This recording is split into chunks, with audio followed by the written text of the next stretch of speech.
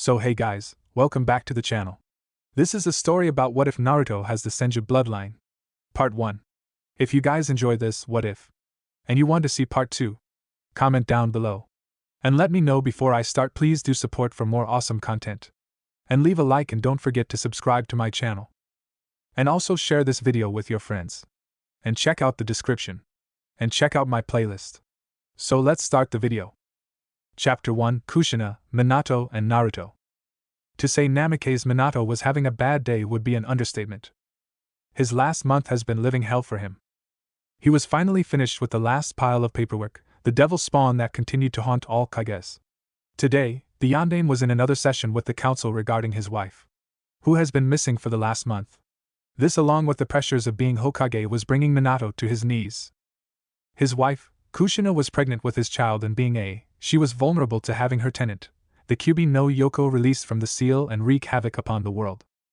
This could potentially kill his wife, but being an Uzumaki, she had quality life force, and because of this she had a chance to live through Kyubi being extracted.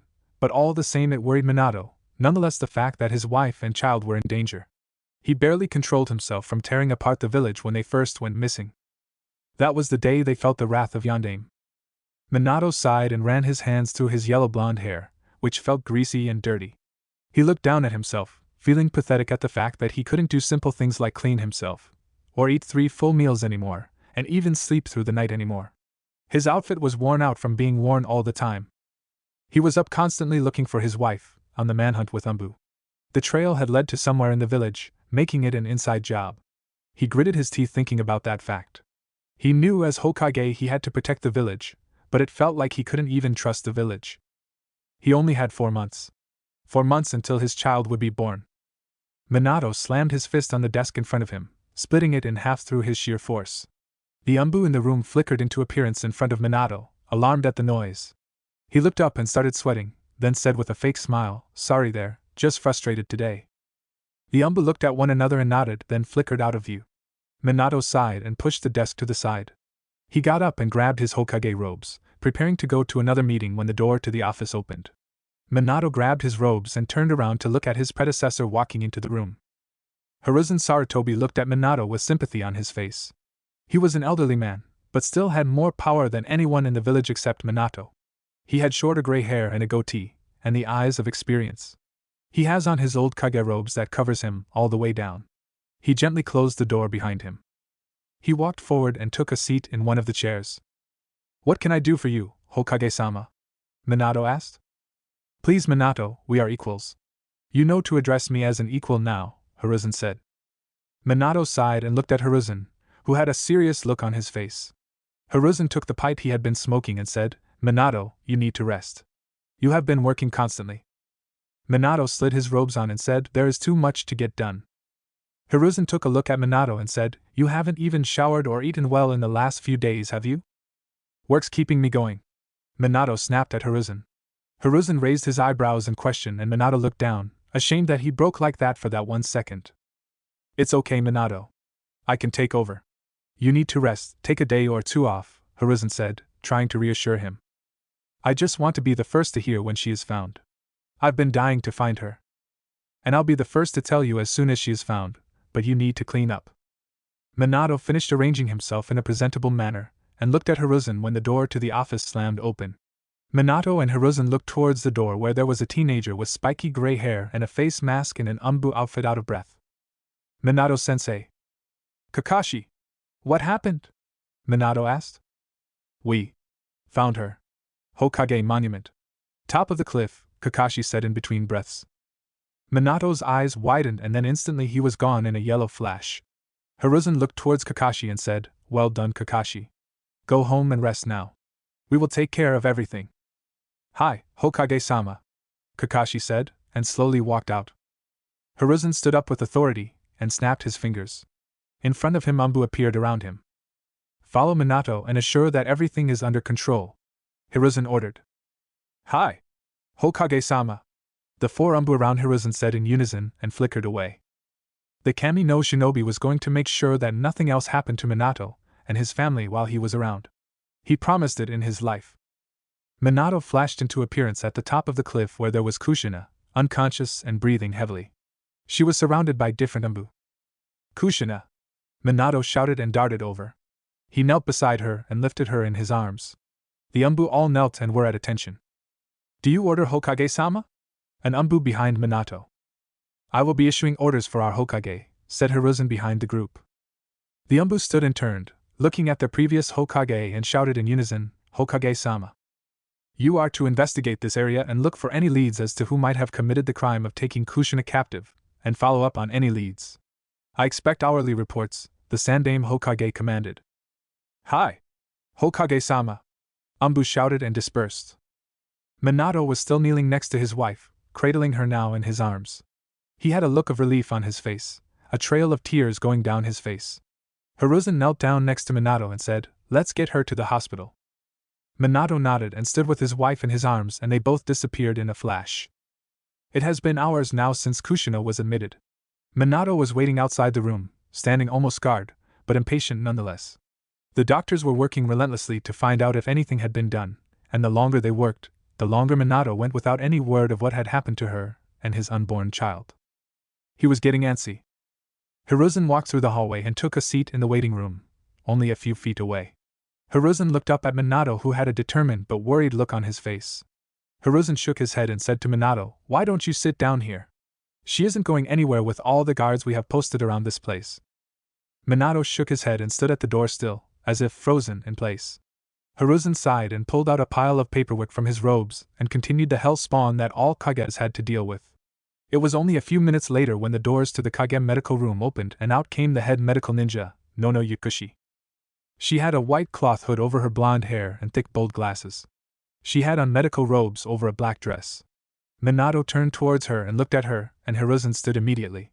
He looked into her green eyes and asked desperately, How is my wife? My child? She looked at them both before saying, Perhaps you should both come inside and see. Minato and Hiruzen looked at each other, exchanging looks. Minato turned back towards her and nodded. They walked inside the room, and there stood the doctors slowly moving around the room, some sitting, tired. Off to the side stood the Umbu commander, observing the operation. Could I ask for everyone to leave, please? Yukushi asked. The doctors all looked towards each other, and then walked out the door. The Umbu commander remained frozen in place, at the corner of the room. Yukushi walked over to Kushina, who was sleeping soundly in the hospital bed. Minato walked over and started stroking her hair. How is she? Minato asked. Yukushi sighed and said she is as healthy as she can be in a coma. A coma? Minato asked, shocked. Yukushi nodded, then said she is lucky to be alive at this point. We did a full body scan on her, and she is as healthy as she can be considering her situation. Let me explain. Before you go on, Yukushi-san, perhaps you should inform them about the child, the Umbu commander said. Ahem, yes. You're correct, but seeing how they are related, it's best to just dive in, Yukushi said. Hiruzen raised an eyebrow at this and asked, What exactly happened? You see, Kushina was kidnapped not for her, but for the child. We found after scanning over the baby that he was. Did you say he? Minato asked. Yes, Hokage-sama. Your child is a baby boy, Yukushi said. Minato smiled at this thought and nodded for her to continue. She cleared her throat and said, After scanning over the boy, we found that he was altered. What do you mean altered? Asked Hiruzen. To be specific. Genetically altered, Yukushi said sadly. What? Hiruzen and Minato shouted. Yukushi nodded, looking at the two, letting them calm. Minato was fuming, stepping away from his wife to pace the room. Hiruzen was looking sadly at Minato and Kushina, wondering what kind of man would have done this, and what this did to her and their unborn son. We can't tell you whose genetics they are, unfortunately. Considering the stress it's putting on your wife's pregnancy, it has to be some heavy genetics. You said she was healthy, Minato said. She is, but the stress on her body is the reason why she was put into a coma. We expect her to wake in 2 weeks. Minato nodded at this, then turned back to his wife, stroking her hair tenderly. Hiruzen looked at the scene in front of him and sighed internally. He knew this was going to be a long few months now that she was back, and what's more, now they have to worry about the child. 4 months later. Jiraiya, Minato, Kushina and Hiruzen were inside the Hokage office. There were seals glowing around the room, alerting the people in the room to the fact that they weren't going to be disturbed. Minato was sitting behind his desk, Kushina seated next to him. Jiraiya was standing in a corner across the room, and Hiruzen was seated across from Minato and Kushina. The last few months had taken its toll on Minato and Kushina. Kushina was suffering from the pregnancy being disturbed, the stress was evident on her. Minato was working constantly as well and had a tired look on his face. He had been working with Umbu and Jiraiya to find the people responsible for Kushina's kidnapping as well as his regular Hokage activities and being a father-in-waiting. Jiraiya stood looking at the people in the room. He sighed knowing that his apprentice was suffering. He was worried for his surrogate family. He had worked with his spy network to figure out anything about Kushina's kidnapping. Meanwhile, he worked inside the village now and acted as a bodyguard and caretaker for Kushina. He really thought of her as a daughter now from these last few months. Minato and Kushina even asked him to be the godfather of their kid. He was of course happy to accept. Hiruzen cleared his throat and acknowledged everyone in the room. As we know, Kushina will deliver the child at the safety of the Hokage safe house. Only we and the caretakers Biwako and Taji in charge of delivering Naruto know what is happening. Once he is delivered, Jiraiya will take him back to Konoha and Minato will reseal the Kyuubi. Once Kushina is resealed, she will be delivered back by Minato and will be put into high security. Does everyone understand? Hi, everyone said at once. Good, the task begins tonight. Minato, have you prepared yourself for any case? Hi, Minato said. Good. I will see you all when this is over then. Good luck. Minato arrived at the Hokage safe house and saw Kushina already in labor. Jiraiya was standing to the side against the wall with his head down, while Biwako and Taji were working. Minato dashed over to her side and saw her in pain, but not screaming. Come on, Kushina-sama. Push. You're almost there. Biwako shouted. What's wrong? Minato asked. She's dying, Jiraiya said somberly. It felt like time stopped in the room for Minato then. He only saw his wife's face, scrunched up in pain. What? There's the head. Jiraiya-sama, come here, Taji said. Jiraiya got off the wall and walked over, ready to help. Minato stepped away from his wife and watched the scene unfolding before him. He saw Jiraiya standing, ready to hold his godson. He then saw Naruto, his son born before his eyes, crying. Kushina was breathing slowly now, more heavily. Biwako and Taji were working diligently now, working on Naruto and Kushina fast. Then Minato saw the Kyuubi seal weakening. He gritted his teeth and stepped forward, preparing himself to reseal Kyuubi into his wife when suddenly he was kicked away. Screams ran through the room then, as Biwako and Taji fell to the ground with kunai protruding from their necks. There was a man now standing in their place, a mask on his face and a black cloak over his body. He held Naruto in his arms with a kunai ready to kill him. Naruto!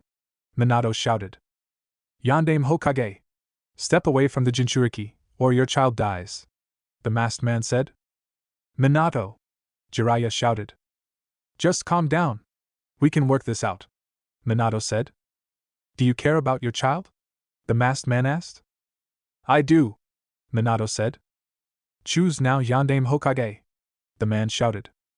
Then he tossed Naruto up into the air and held his kunai underneath him, ready to kill him. Minato dashed across the room in a yellow flash and caught him. The man then disappeared with speed and went to grab Kushina, but was intercepted by Jiraiya, with a Rasengan, spiraling sphere, in hand. He said, running at the masked man. The man walked straight through Jiraiya and his attack, as if phasing through him. What? Jiraiya asked, bewildered, before plowing straight through the wall leading outside. The masked man grabbed Kushina and disappeared, but not before going through a half-tiger hand sign when sizzling was heard straight from Naruto's towel. Shit! Minato exclaimed before tearing off the towel and used the Hiraishin to teleport outside the house when an explosion went off. Minato saw Jiraiya kneeling in the grass, silently cursing to himself. Jiraiya-sensei! Minato shouted and dashed over to him. I'm fine. Just cursing our luck. Kushina was taken just before her death, and the Kyuubi isn't resealed. We have to assume the worst. Get back to the village and inform Hokage Dano of everything that has transpired. Take Naruto, Minato said. Where are you going? Jiraiya asked. Hopefully to put a stop to this before it even starts, Minato said, determined. Right, Jiraiya said, taking Naruto. Jiraiya turned to leave, but Minato put a hand on his shoulder, stopping him for a moment. There was silence, then Minato said, if all else fails, promise me you won't stop me from what I have to do as Hokage. Jiraiya froze, now afraid for Minato. He grew to like him just from him being an apprentice, but now working with him constantly over the last few months only strengthened that. Jiraiya looked at him, then at Minato, and said, I won't get in your way, and I will be the godfather that Naruto needs. Minato nodded and disappeared once more in a yellow flash. Jiraiya sighed and put Naruto down next to him. He went and bit his thumb, putting blood on the palm of his hand before going through hand signs. Kuchios no Jutsu. Summoning Jutsu. There was a large cloud of smoke where Jiraiya stood on top of a giant toad with Naruto in his arms again. The toad had a tanto on his side and was smoking a pipe. He also had a jacket on him. Jiraiya, why did you summon me here? No time for Gamabunta. The Kyuubi is about to become unsealed, and we need to warn Konoha. Let's go, Bunta said with a hop, taking off a long distance, reaching Konoha within minutes. Minato appeared in a room, and grabbed a coat hanging in the closet, his trademark Yondaime Hokage robes. He grabbed a full set of tri-pronged kunai and geared up. He stood there, patting himself down, checking and making sure he had everything. He then said, "I'm coming." And he disappeared in a yellow flash. Kakashi and Guy were walking through the streets.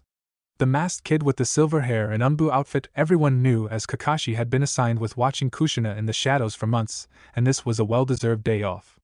But not before being disturbed by the disturbing boy with the bowl-cut haircut and the green jumpsuit. Kakashi, I insist we have a youthful challenge. Rock, paper, scissors, perhaps? No, not youthful enough. Perhaps a lap around Konoha. Guy, doesn't something seem off to you? Kakashi asked, sensing something foul. You are trying to avoid the challenge. I must reclaim my place as top rival. Guy shouted. I'm sorry, Guy, did you say something? Kakashi asked too innocently. Ugh. Curse you, Kakashi, and your cool hip attitude. Guy yelled to the sky. Hiruzen was working at the Hokage office on a small pile of paperwork. He seriously didn't know how Minato got through paperwork at the speed he did. He cursed himself for not thinking like Minato, and continued working. He stamped a denial for a shinobi team to be sent to handle a domestic affair, sighing inwardly. All of a sudden, there was a large shockwave that felt like an earthquake, and Hiruzen fell over in his chair. Umbu. What was that? A large toad has appeared outside the Hokage tower, sir, Umbu said, flickering into view. Toad? What is happening? I will explain everything now, sensei, Jiraiya said, jumping in through the window. He turned and looked at the Umbu and said, place the village on emergency orders. Evacuate the civilians. Hi! Umbu shouted. Hiruzen stood and looked at Jiraiya, who was holding Naruto in his arms. Prepare yourself. Kyuubi is about to be unsealed if Minato fails. Kushina was rooted in place, suspended in midair because of the Fuinjutsu that is almost completely unsealed now. Kushina was, however, very near death, and if the seal released, then she would definitely die. She was suspended above a lake, the Fuinjutsu chained to the surrounding rocks, and in front of her stood the masked man. How does Uzumaki Kushina feel? He asked mockingly. All she could do, though, was breathe to keep herself alive and to restrain the Kyuubi, but her hold was close to losing completely now.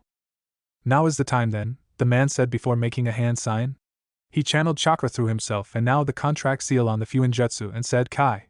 Release. Then, the Fuinjutsu acted up, automatically pouring out evil chakra, red and vile in nature, before it formed into the shape of a fox, more specifically, a nine-tailed fox. The fox unleashed a great roar before looking down at the scene in front of it. The Kyuubi no Yoko had been unleashed into the world once again. Nice? Bad? The Kyuubi are unleashed into the world once more, people. The masked man is here? What does he have to say? What's going to be different? Is Jiraiya here? Of course. More fun and more intensity. Chapter 2, Kyuubi's Monopolizer. Kushina tilted her head up slightly, looking at the Kyuubi. The masked man stood in front of the Kyuubi. He finally released the seal he was holding, justified with the formation of the Kyuubi. He looked at the Kyuubi and with one glance, the Kyuubi calmed. It seemed almost under control now. Kyuubi control complete, the masked man said. You'll never get away with it, Kushina heavily said. The masked man took a look at her and said, What is going to stop the Kyuubi? Konoha? I intend to destroy it. Now. Not while I'm alive, Minato shouted, then appeared in front of Kushina. Namake's Minato, still living up to his name of Konoha's Yellow Flash.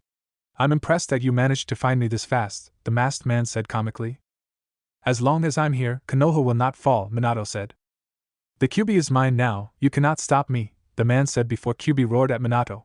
The Kyuubi's tails extended and whipped out to attack Minato, but too late since Minato already flushed away, Kushina in his arms standing a distance away. Impressive still, Yondaime Hokage, the masked man said before pulling Kyuubi into some sort of space-time ninjutsu and disappearing himself along with it. Minato looked at this and frowned slightly, seeing how the spiral seemed to originate from his mask. He took a good look at Kushina and noticed how her breathing was very minimal at this point.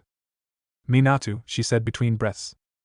Shush now, it's going to be okay, Minato said. No, it isn't. I was dead as soon as I gave birth to Naruto. Promise me you will take care of him, Minato, she pleaded, losing herself now. I promise, he said, choking on his words.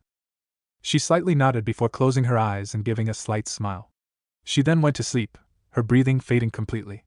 Minato looked down, seeing his wife dead in his arms when he saw tears slide off of his face onto her. He was crying now. Why? He asked himself. He wiped his tears quickly, then took his wife close in his arms and flashed out of existence, towards Konoha where the threat would be, mourning silently. It was quiet in the industrial part of the village. The buildings were mostly closed since it was nighttime, and no work was done around these hours. The masked man landed softly on the ground and kneeled, taking in his surroundings. The buildings around him were dark, and closed off. He then went through hand signs swiftly before he shouted, Kuchios no! Summoning jutsu. There was a huge cloud of smoke when suddenly the Kyuubi puffed into existence, and gave a tremendous roar, alerting Konoha to the return of the Kyuubi no Yoko. Hiruzen, Jiraiya and dozens of Anbu stood on the roof of the Hokage Tower, looking around the village for any sign of the Kyuubi while villagers were subtly evacuated. If this intruder was smart, they would go to the industrial village which was close to the residential district and farther away from the Hokage Tower. Hiruzen knew this and because of this looked off towards this direction. Jiraiya stood next to him quietly now, no longer holding Naruto who was now sleeping soundly inside the Hokage Tower. Hiruzen suddenly felt a large burst of chakra, vile and malicious in nature, appear. Then in the distance a large plume of smoke appeared and the Kyuubi emerged and roared at the village. Hiruzen tore off his Hokage robes and stood in his battle outfit. Anbu! We move out and defend Konoha! Hi! Shouted dozens of Anbu behind Hiruzen, before dashing off into the distance to hold off the Kyuubi until their Hokage could deal with the tailed beast. The Kyuubi was engaged by many ninja from Konoha, moving to distract the beast, preventing damage that would be done. Many shouts could be heard from ninja all around. Yo! Kyuubi! Over here! Shouted one, throwing a bunch of shuriken at the beast. No Kyuubi! Over here! Shouted another, throwing kunai with explosive tags. Of course, none of this did anything except pester the beast, making it more enraged. The Kyuubi roared and flicked its tails around to get rid of the annoying flies. The masked man was nowhere to be seen now. Jiraiya! Hajime! Came a distant shout that commanded authority. Hi! Kuchios, Yatai Kuzushi no Jutsu.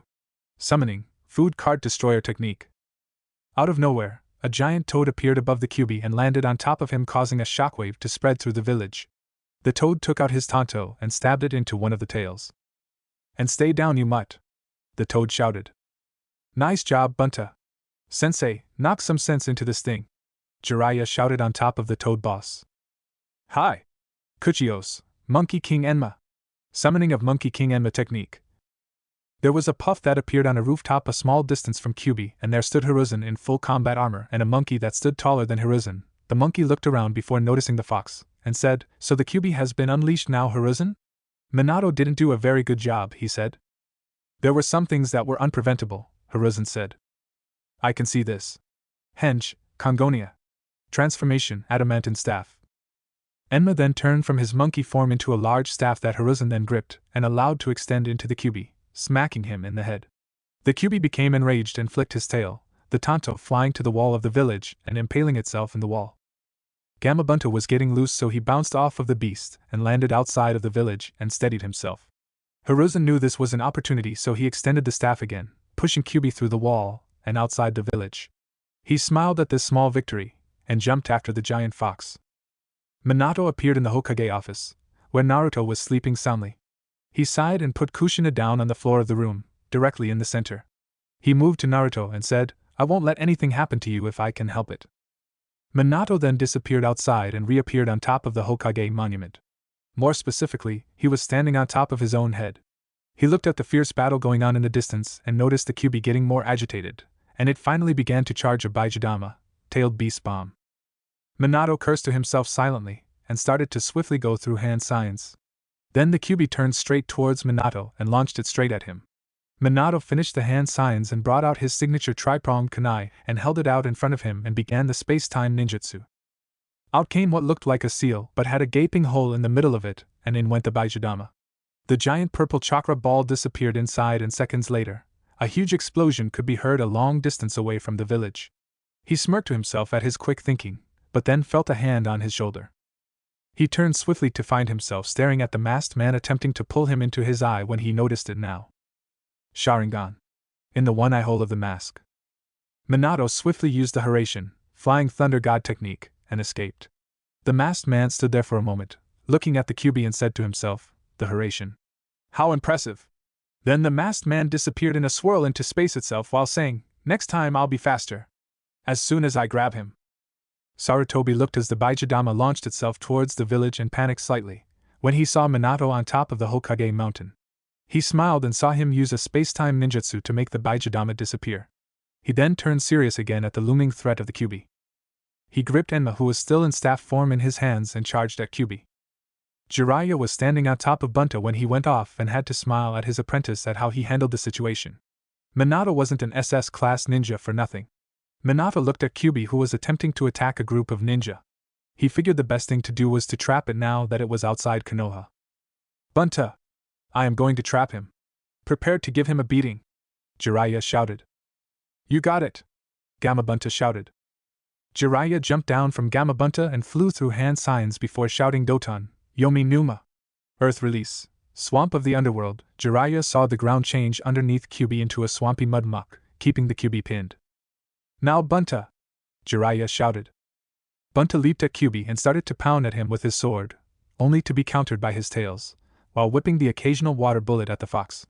Hiruzen was smashing at Kyuubi with his staff, keeping the beast busy with the support of Konoha Nin. Minato reappeared near the Hokage mountain, not too far from the village. He panted a little though from the exertion he put into himself on the last few. When he caught his breath, he turned and was about to go to Konoha again when the masked man suddenly appeared before him. This time, Yondaime, we fight on even ground, said the man. I wouldn't call having the Sharingan fighting even now, would I? Who are you? Minato asked. I am nobody, and I am somebody. Who I am is not important or relevant to this world anymore, but if you need a name, you may call me Madara Uchiha. Impossible. He is dead. Oh really? How do you explain controlling the Kyuubi then? Only one such as myself could do it. No fool that follows Konoha could do it. Minato was boiling on the inside. He knew this man was probably flaunting him, but it all didn't make sense. He got past Umbu and himself with Jiraiya by his side, as well as being knowledgeable about during childbirth. Being able to remove the seal and control Kyuubi is no small feat. He knew this man was probably who he claimed he was. What is your hope behind this attack? Konoha's destruction.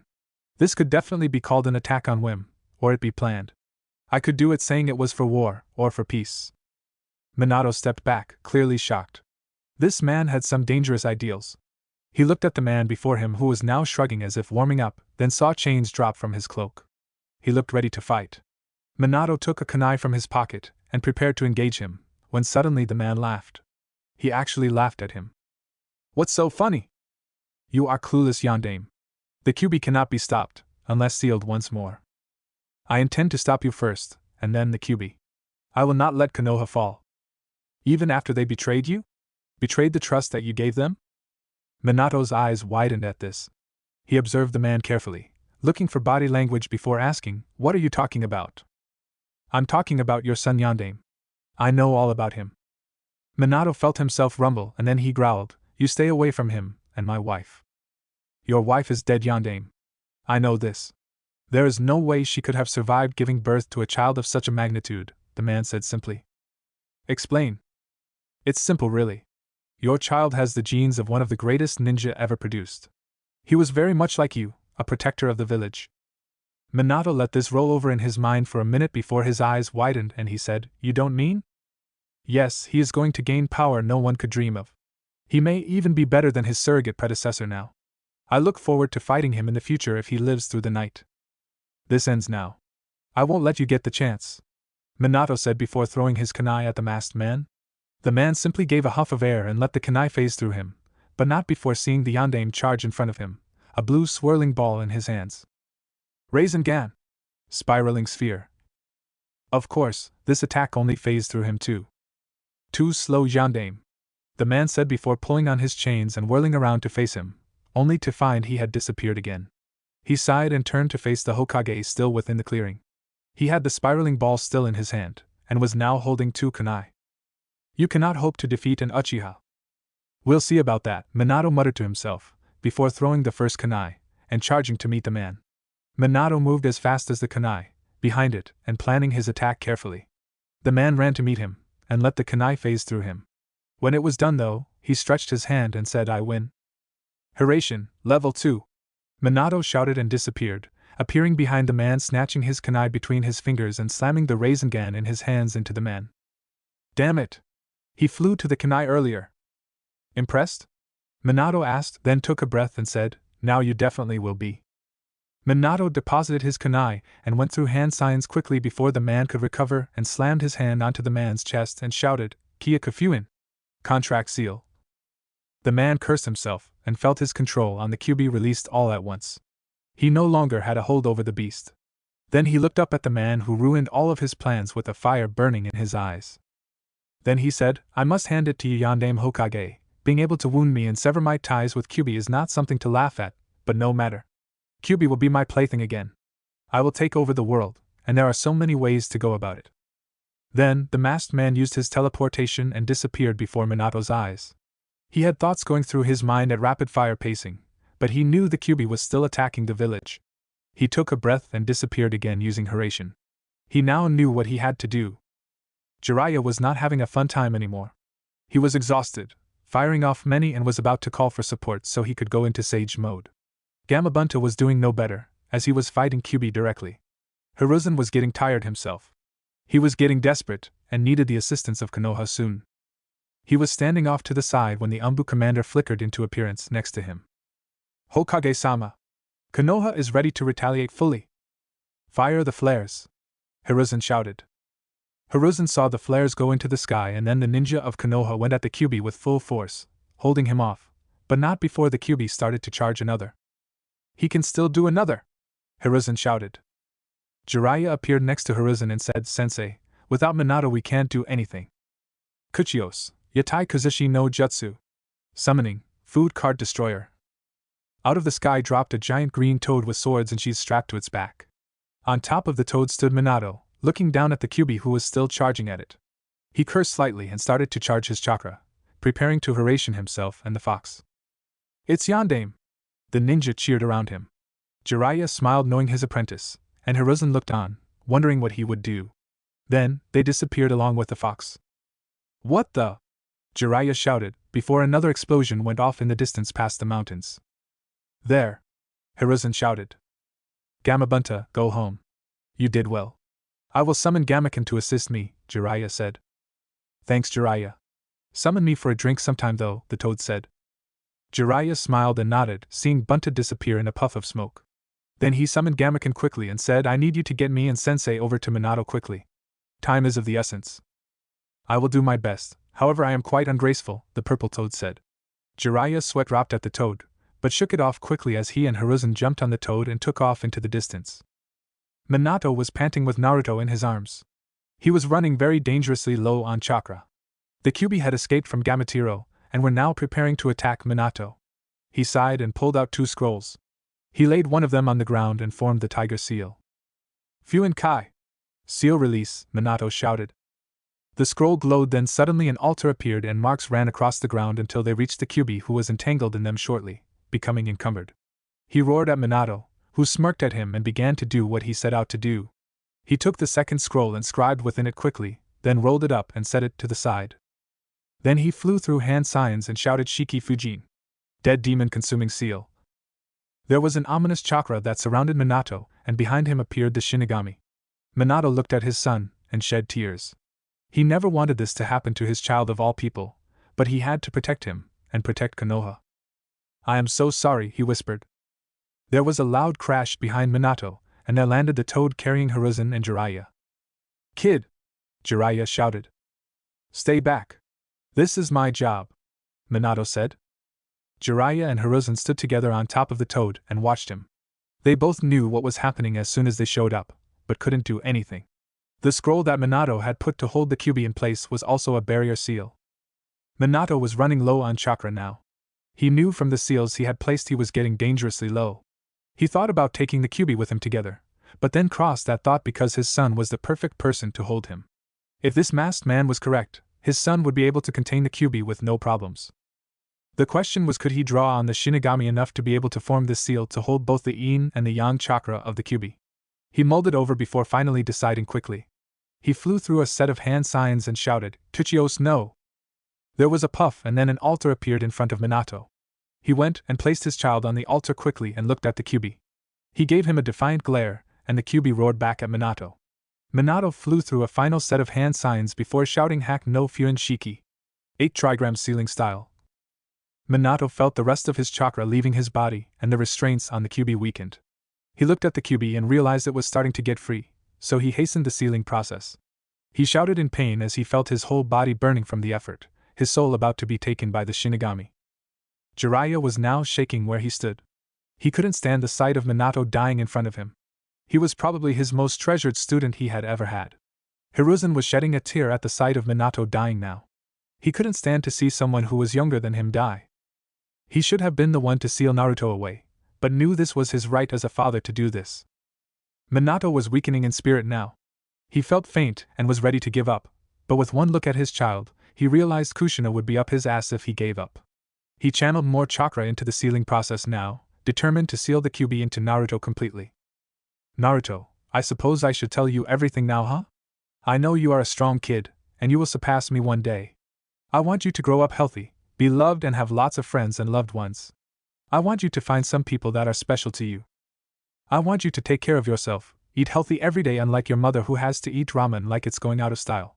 I want you to work hard, but have fun and be a kid above all else. I want you to be you. Minato was crying by the end of his speech. He wasn't going to see his kid grow up, like every parent wished they could, but it was his duty as his father to protect him and as Hokage to protect Konoha. Jiraiya and Hiruzen heard every word that the man had uttered and were shedding more tears now. Jiraiya mouthed to himself, "Baka," but knew it wouldn't do any good. With one last effort, Minato gave a shout and the sealing process was completed. Minato fell over as soon as the process was over. He felt very weak, not feeling anything in his entire body. The seals everywhere around him dissolved except for the seal on Naruto. He smiled knowing he had completed the job he set out to do. "Kid!" Jiraiya shouted and landed next to him. Minato gave him a weak smile through the tears he had shed in pain. He tried to speak but couldn't find his voice. He winced and then tried again, clearing his throat. "Scroll," he whispered. Jiraiya nodded in understanding, waving the scroll he grabbed that was rolled up on the ground in front of his face. Minato nodded slightly and looked towards the altar where his child was. Hiruzen was standing over Naruto now, looking over him, giving a side glance to Minato where he smiled sadly. "I'm sorry," Minato whispered. "Don't be sorry. No one could have predicted this. Take care of Naruto," Minato said, tears falling freely down his face. "Of course," Jiraiya said, now shedding tears of his own. And with that, Minato closed his eyes and breathed his last breath. Jiraiya looked up at Hiruzen, who was now carrying Naruto in his arms. The child of the Yondaime was crying in his arms, as if he knew what was happening. Yondaime had died protecting the village, and his son. That was the way a Hokage should die. Chapter 3 Mother? 1 week later. Hiruzen was sitting in the Hokage office, holding Naruto who was asleep in his arms. He was still waiting for Jiraiya to return to the village, who had carried out the mission Minato left for him. It had been a busy week not only for Jiraiya, however, but for him as well. Hiruzen had been immediately reinstated as the Hokage as a state of emergency had been declared within the village. With the Yondaime dead and with Naruto practically being questioned about everywhere, Konoha was a target for Iwagakure because of the Third Shinobi World War. Minato versus Iwagakure's worst enemy at the moment, and were most likely rejoicing he was dead, but with Naruto still alive, it left him a target for assassins. Not only this, but the life of it was a tough one. Anyone knew that was a living hell. No one wanted to associate themselves with the person, but Hiruzen sighed as people couldn't tell the difference between a scroll and the kunai that was sealed within it. It was arrogance that led these people, he knew, but at the same time he counted them innocent. Minato knew this as well, especially after seeing how arrogant people could be when kidnapping his wife and had left instructions. He looked down at his desk where piles of paperwork were stacked orderly, and in the center lay a partially opened scroll containing Minato's last message addressed to him and Jiraiya. He got up and put Naruto in the crib that was in his office and went back to his chair, sitting back down. He looked at the scroll, knowing he had read it dozens of times, but couldn't resist reading it again, seeing how much he failed Minato, along with the fact that he was disturbed but resolved every time he read the scroll. He picked up the scroll and opened it for what seemed like the 100th time and read. Jiraiya, Hiruzen. I apologize, but I must keep it short. I don't have much time, as you probably saw. I will tell you what you need to know and my final requests. The attack was planned. Kyuubi was taken control of by the masked man, of which Jiraiya will be able to tell you about in physical appearance. I learned more, however. This man claimed to be Madara Uchiha. No one should know but you two until the time is right. This is to be an SS class secret. I don't know whether to take it for word or not, but he had Sharingan and had great power, although was injured easily. I could say he is imperfect, but to be able to take control of Kyuubi is a great feat. My son Naruto was hopefully given the Kyuubi for many reasons. You probably are wondering why I even give him the power that he gets anyways. I will tell you now. I still love Konoha deeply. I regret that some of its people betrayed me, but I must protect it. It is my duty as Hokage. Along with this, the masked man left me with a warning that he is out to take over the world. I believe Naruto is the person who will be able to stop this man and save the world. Naruto will need as much power as he can get for the coming battles ahead. Also, Naruto is the perfect person to have the fox sealed within. He is an Uzumaki after all, and has power. A seed has sprouted and will bring about a great change in Konoha. You will recognize it immediately, hopefully, and will take certain steps to guarantee he does. I will give him all my belongings and knowledge in my library. Although it isn't much, do give it to him.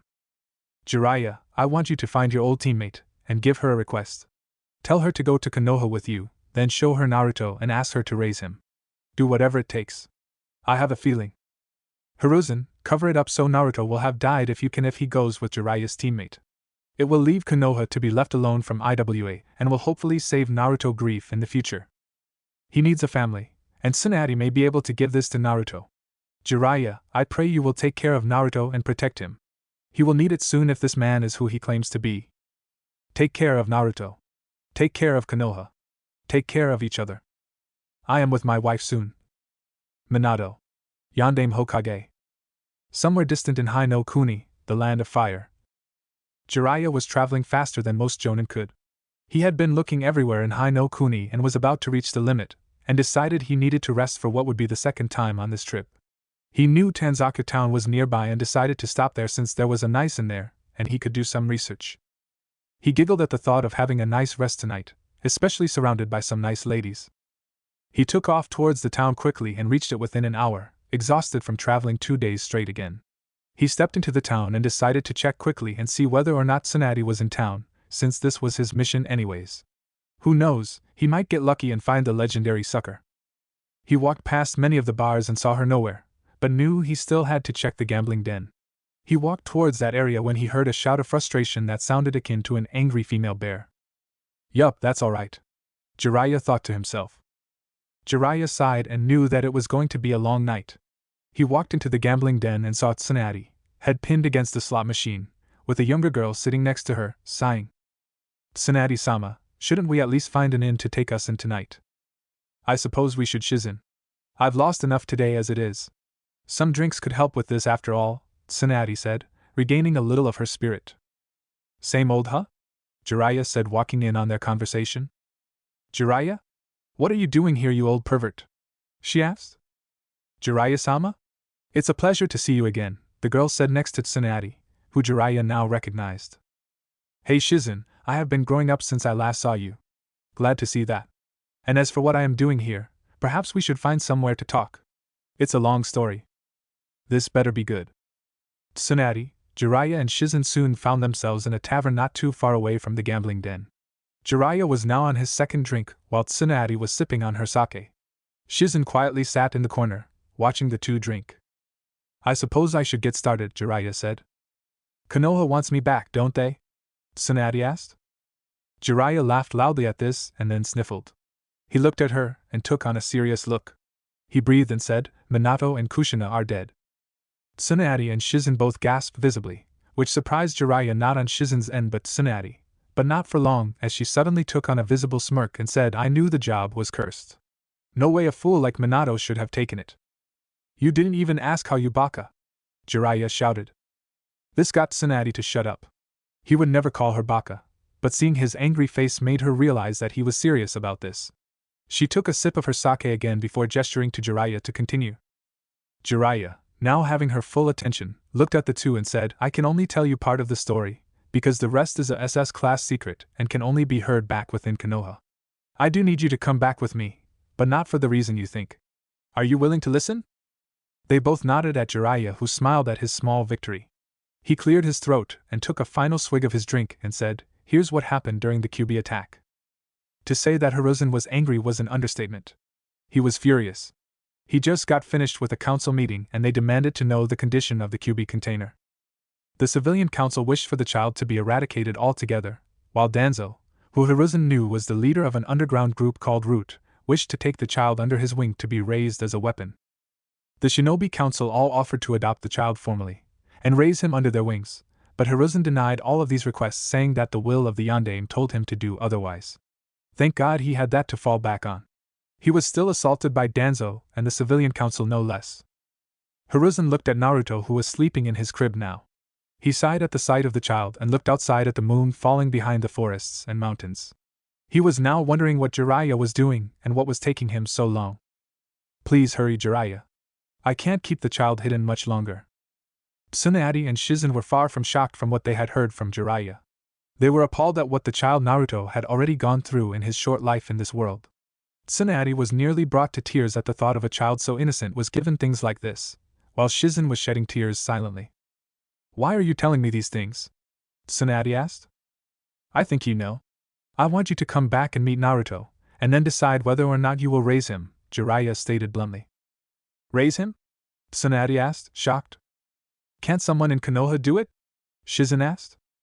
Because he is the son of Minato and is the Kyuubi container, this makes him a target for any assassin or captor. He would be swept up by any hidden village as soon as the opportunity revealed itself. Tsunade nodded in understanding. Shizen wiped her tears up on her sleeve, and then looked at the two seated at the table. Jiraiya was sitting back against his bench with his arms crossed and his eyes closed in thought. Tsunade was taking a small drink and considering everything that she was told. Tsunade-sama. I think we should see Naruto. He needs a family, and honestly, I always wanted a little brother. Can we at least see him? Tsunade looked at Shizen and after a moment of thinking, she nodded. It didn't take her long to think about it. She wanted to see the child herself, and if what Jiraiya told her was true, she wanted to test something. She gave a smile to reinforce the nod and Shizen smiled a little herself. We'll go with you, pervert. Let's just get a good night's sleep first, and then we will head out tomorrow. If we travel fast enough, we can make it by the end of the day tomorrow, Tsunade said. Jiraiya nodded, accepting the answer easily. He stood up and went to get himself a room. Once he grabbed one, he went back and said, Get a good sleep. We're traveling at high speed tomorrow. I already fell behind as it was. The next day, Jiraiya, Tsunade and Shizen were walking out of the town slowly, not arousing attention to themselves. Jiraiya chatted idly with them while looking around.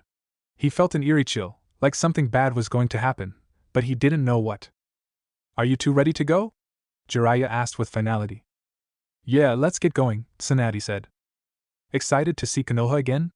Jiraiya asked and burst out laughing. Hardly, Tsunade said. Hiruzen was sitting in his office, stamping paperwork swiftly, looking over the documents. A request to send shinobi out of the village for an escort of goods to a border town. The goods were all unnecessary. He sighed and stamped it with a denial and went to the next when the door to his office suddenly opened and in walked Danzo. Good day, Hiruzen. I hope I am not interrupting your work, the man said. Hardly, Danzo. Please come in, Hiruzen said. Danzo closed the door and sat in the chair in front of the desk where Hiruzen was seated. Hiruzen gave the man a good look over. He seemed as he was every day. He was bandaged all over, and was surprised to say he still never showed any pain if there was a reason for it. He was wearing a kimono of a lighter blue shade and wore the cold stare he always had. I hope that you are well. Caring after Naruto and being Hokage is a tough load after all, Danzo said, smiling slightly. I am just fine, thank you, Danzo, Hiruzen said sternly. I hope that Naruto is doing fine as well. I haven't had the chance to see him at all, Danzo said. He's currently sleeping with Danzo. In the crib there.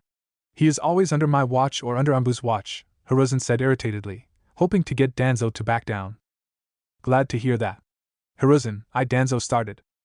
While I am Hokage Danzo, You will address me as Hokage or Hokage-sama, Hiruzen said, gritting his teeth. Why, even an old teammate cannot call you by your name? Danzo asked. You are crossing dangerous lines the past few days, Danzo. Spit out what you want because I have a village to run, Hiruzen snapped in reply. I was hoping you would reconsider my offer to raise Naruto, Danzo said. My decision is final. Denied, Hiruzen said. But you have no say over Naruto and the jurisdiction he lies in. He is shinobi. Not yet. Danzo stood abruptly and pointed at the child, saying, He is an orphan and will gain much by being in my organization. By turning him into a mindless, emotionless ninja? What you teach them I allow because you do much for the village's sake, but I will not hand you the son of Minato-kun. You are making a huge mistake, Hokage-sama. I promise you that this is something you will regret. Not if what I have planned for happens occurs. This conversation is over. It never started. Danzo gave Hiruzen a glare and stormed out of the office, slamming the door behind him, abruptly waking Naruto.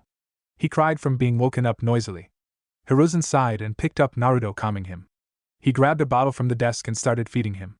He wondered when Jiraiya would return with Tsunade. Tsunade, Jiraiya and Shizen finally reached Konoha. They were now walking slowly towards the village on the road, taking a breather from their long-distance traveling. They stopped on the edge of the forest and looked towards the village. Are you sure you want to do this?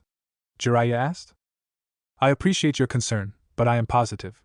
I have to do this, Tsunade said positively. No, you don't. Minato wants you to. I want you to. But you don't have to do it. I want to do it, Tsunade said with conviction. Jiraiya smiled, knowing that she wanted to do this of her own free will, but if he was being honest with himself he would say he was nervous for her. She left Konoha because of what she thought the village had done to her. Her lover Dan and her little brother Nawaki died being affiliated with Konoha. They both had the dream of wanting to become Hokage, and because of that dream along with the necklace around her neck she was led to believe that Konoha and that necklace was cursed. Perhaps Naruto could help her get past those two and move on. Let's go in, shall we? Jiraiya said with a shit-eating grin. The two girls nodded and they walked out of the forest on the road towards Konoha. Standing watch at the gates were two newly instated Chunin, Izumo and Kotetsu, who would be known later as the Eternal Chunin. Izumo looked out towards the road and saw the three walking towards Konoha now, but couldn't tell who they were. He kicked Kotetsu, who was lounging and what sounded like snoring, and said, Hey, there are some people coming towards the village. Probably some travelers, Kotetsu said, yawning. No, they don't look like it. Come on, get your lazy ass up. Kotetsu stretched and stood up, looking out. He squinted and then held an expression of shock. You're right, those aren't travelers. That's Tsunade and Jiraiya of Sannin. And it looks like Shizen is along with them, supposedly Tsunade's apprentice, Kotetsu exclaimed. No shit. Well, it looks like we just let them pass, Izumo said. Kotetsu nodded and yawned, taking a seat back in his chair. After a moment, Jiraiya, Tsunade and Shizen could be seen passing through the gates, giving a wave to the two Chunin.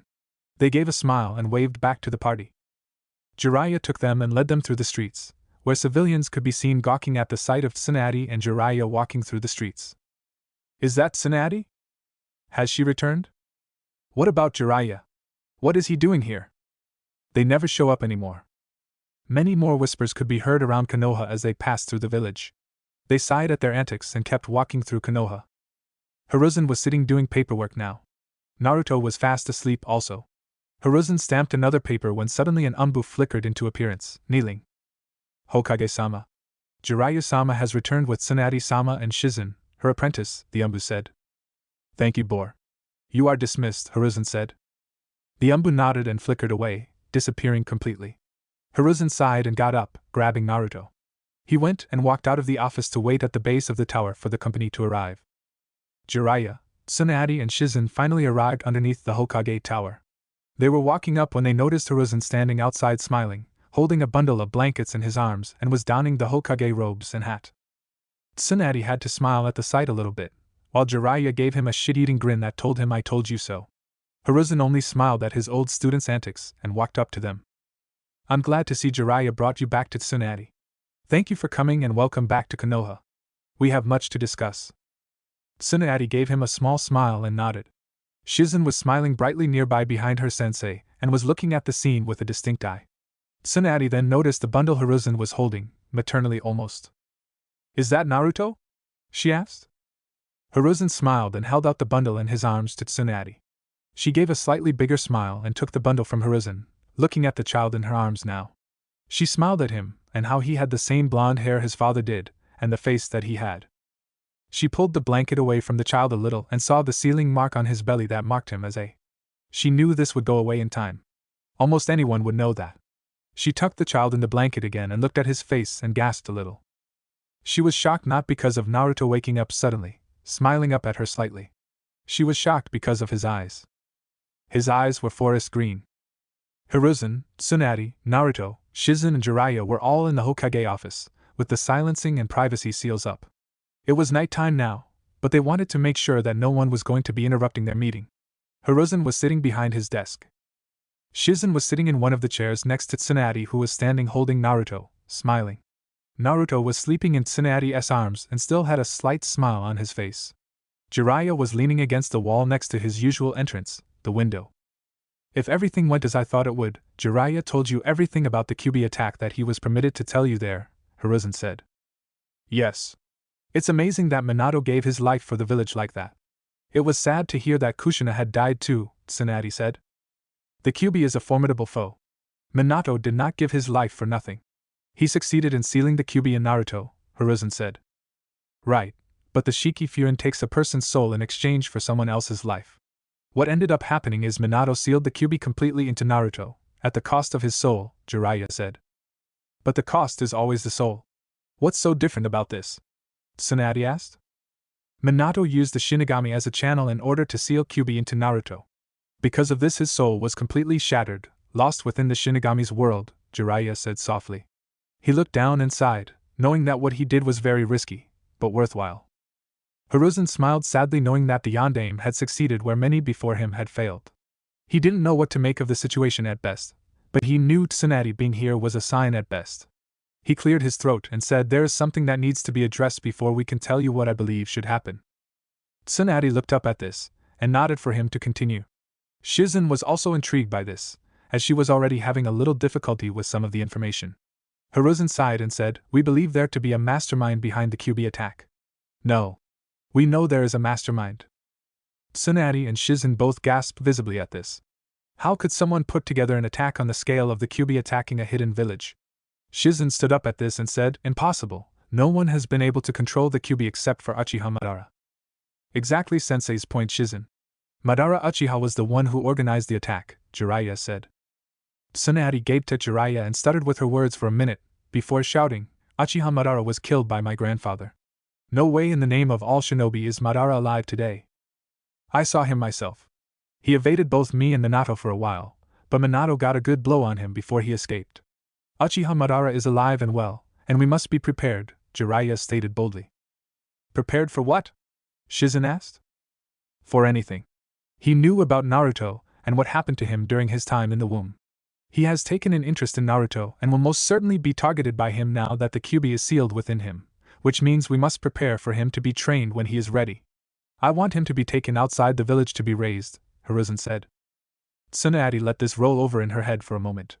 She knew that Naruto leaving the village would raise many problems. For one thing, he was the son of a Hokage, which meant he should be under protection of the village. This could be easily solved by faking his death, but even then there would be some people that knew he was still alive, which left room for leaks. Another thing is the level of protection for Naruto. Sure, a Sannin and probably I could handle it, but even two people on that level may have no hope of taking on someone such as Madara. She thought that with her and Shizen's way of traveling they could go into hiding relatively easily, making money on the road. They would have to drop a few bad habits, but it would be doable.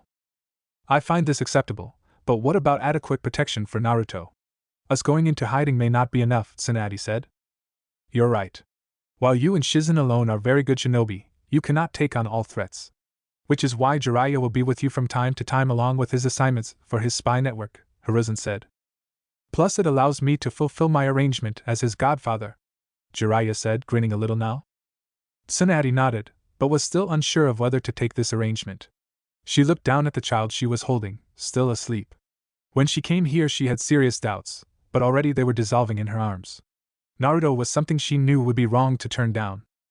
She already wanted to take him and run with Shizen away from Konoha. She knew one day that Naruto would return to Konoha because it was his birthright to. She had much time on the road to get rid of her hatred for Konoha, but she still held some spite for it inside her. Naruto might be her redemption. And the eyes she saw. She only saw those eyes in one other person, and that was her grandfather, Senjuhashirama. She knew what she had to do now. She knew what she wanted to do. I will accept my place as Naruto's mother and protector, Tsunade said declaratively. Everyone smiled at her, and she gave a big grin back, pulling Naruto closer to her chest. Hiruzen pulled out some papers and started writing away swiftly.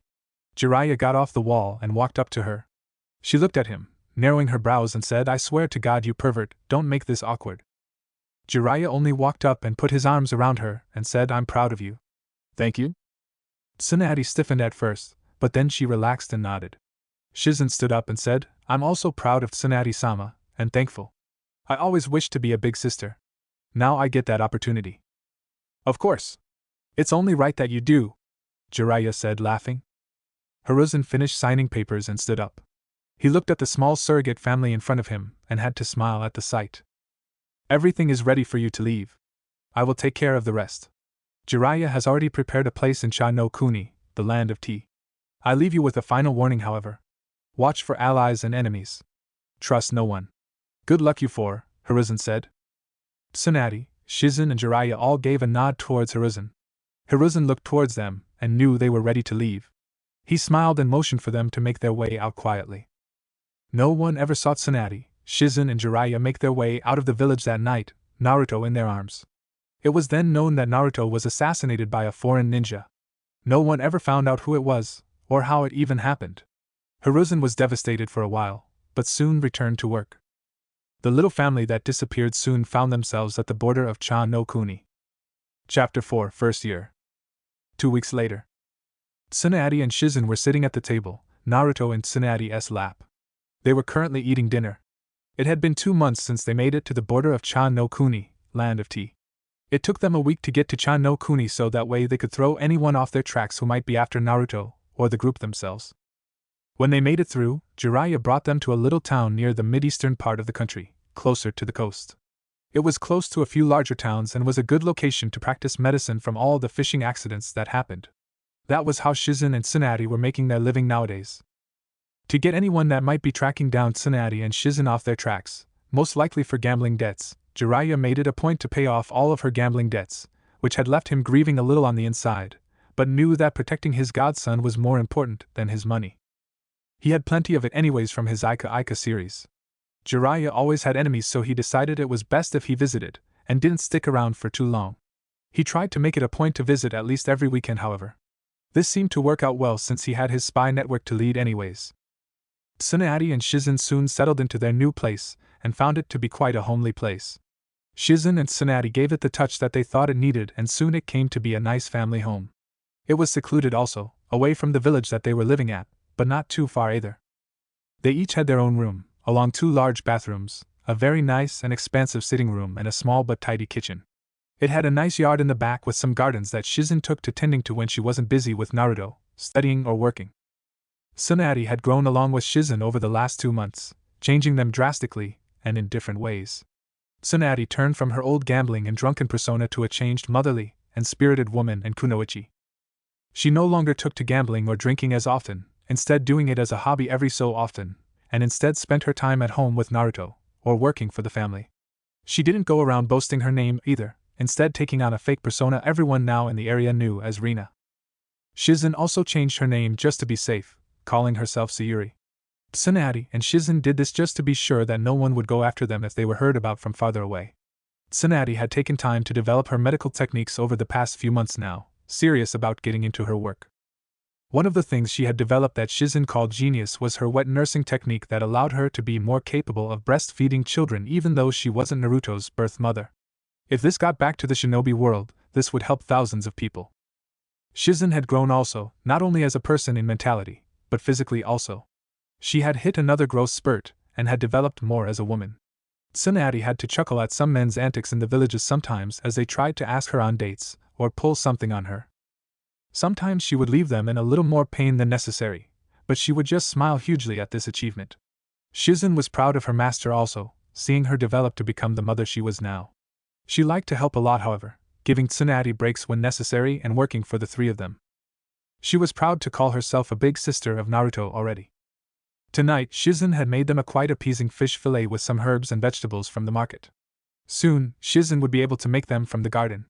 She had to smile at that thought a little. Naruto was being breastfed while the two of them ate. How were our allowances this month, Shizen? Tsunade asked. We're getting by. We don't overspend, which is nice. We even have a little leftover money from this month from the overtime. We're playing it safe, Shizen said. Let's keep it that way, Tsunade said while having a sip of water from her glass. Tsunade-sama, are you worried about Jiraiya? He hasn't been around for the last 2 weeks. He usually makes it a point to visit during the weekend. It's Saturday. That old pervert can take care of himself. If anything, he'll show up saying he was chasing a lead about our old teammate, Tsunade said, laughing a little. Very close, actually. I was chasing a lead on our mystery masked man and on Kushina's captor, said Jiraiya from the doorway to the house. Jiraiya-sama, Shizen said, then rose to welcome him into the house. I'm fine, sit and eat, Shizen, Jiraiya said, laughing a little. He walked in quickly and sat at the table. Tsunade rose with Naruto in her arms, still feeding him, and said, Thanks for the warning that you were here, you pervert.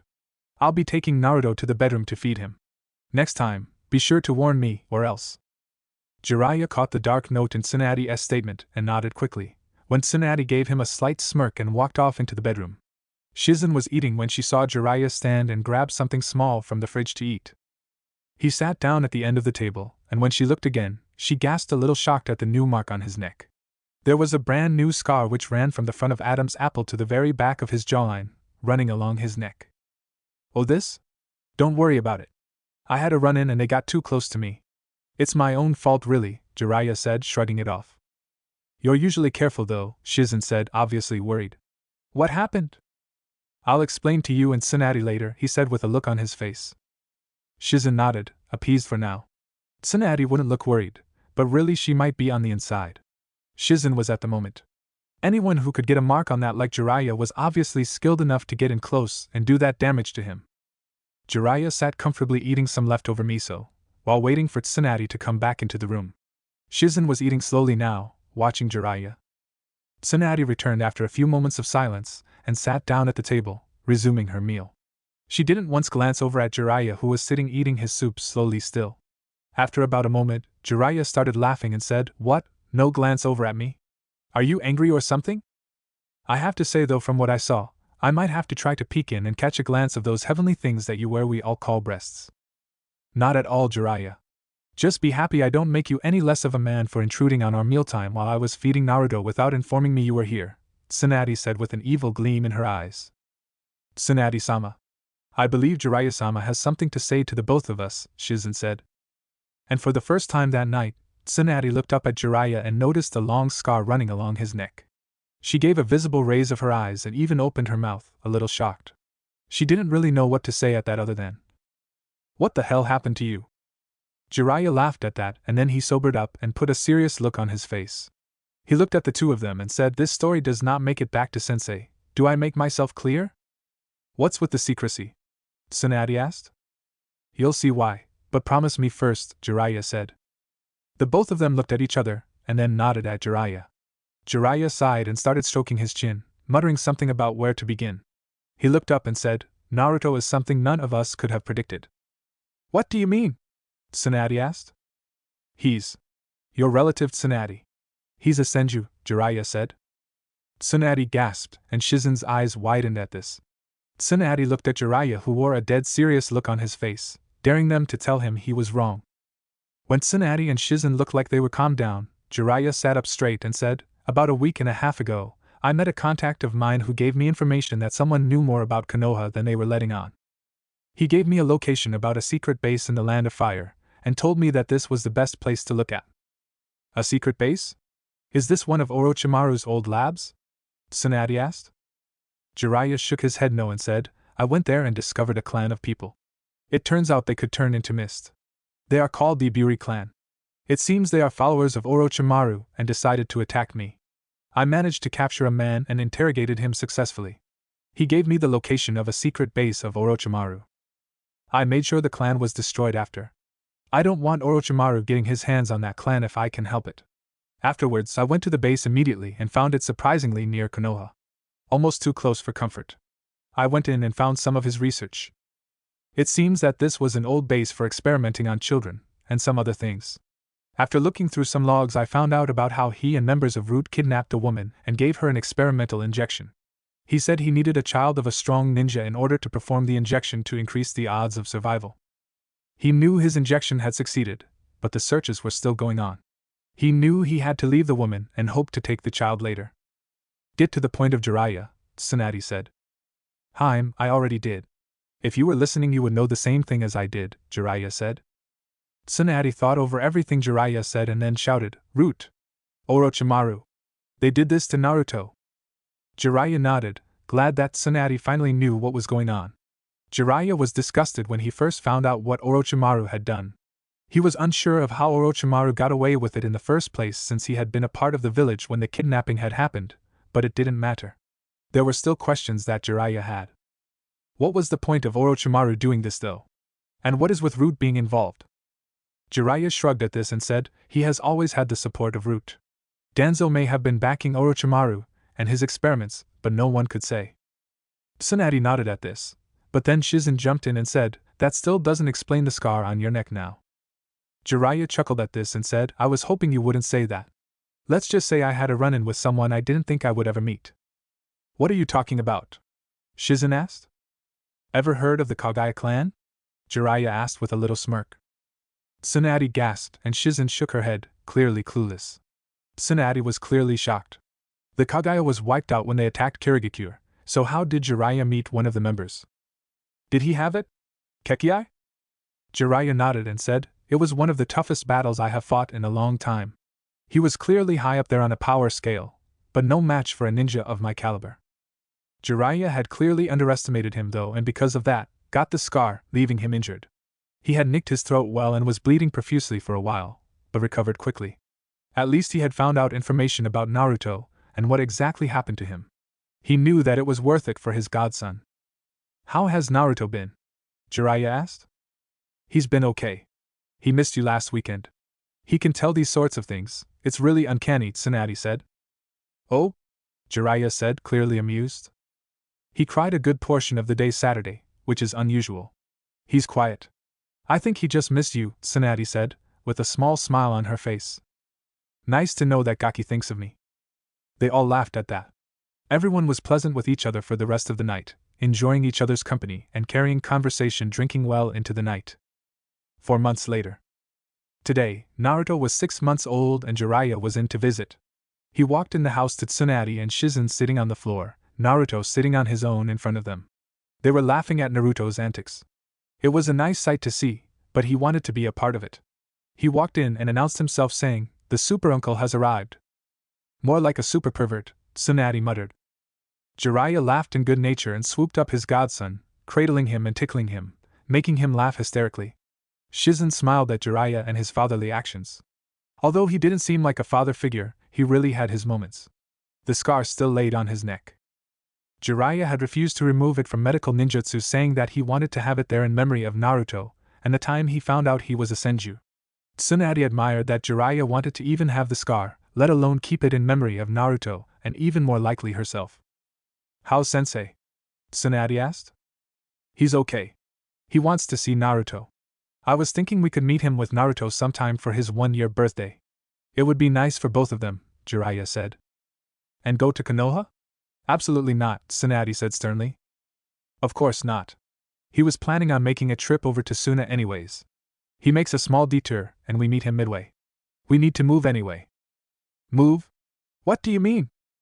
I've caught wind of rumors going around about 2 healers in Chan no Kuni. That would be you too. People get suspicious.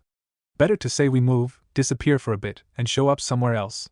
I was thinking Kawa no Kuni, Land of Rivers, would be a good place to go anyways. It's quiet and secluded there. Where is Takumi village located? Are you kidding me? Ninja around the whole continent go there. Closer to Hai no Kuni, obviously. I think it's a good location to practice medicine. A lot of missions go wrong there, and if you guys keep quiet enough, you can practice medicine without pushing it. Things could go very wrong, Jiraiya. I'm concerned for Naruto. And I'm concerned that if you stay here, things could go downhill very fast. At least there it's a more centralized, but still secluded location. It's near the mountainous regions anyways. You will be okay. Tsunade thought about it for a few moments, then said, I'll think about it. I'm not convinced, but if something goes down here, we will move as soon as possible.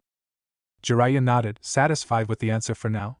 He returned to playing with his godson and they continued their day, celebrating Naruto and how big he was getting and how fast he was growing. 4 months later. Tsunade was in the village today shopping after working diligently on a fisherman who had cut his leg and had lost quite a bit of blood. He was going to be okay, but would have to rest for a few days more than likely. She was grabbing some fresh herbs and meats for the next few days. She had finished paying for everything when something in the corner of her vision caught her attention. Standing across the street from the stall she was at was a person in a cloak, obviously observing her from the way said person was standing. Tsunade grabbed everything and left quickly, moving through the village. The person followed her subtly, but not subtle enough for her eye. Tsunade walked through the forest. Then, she suddenly dashed off and hid her chakra signature, making sure the person wouldn't be able to find her. The person made it inside the forest, and was obviously looking for her after losing her so fast.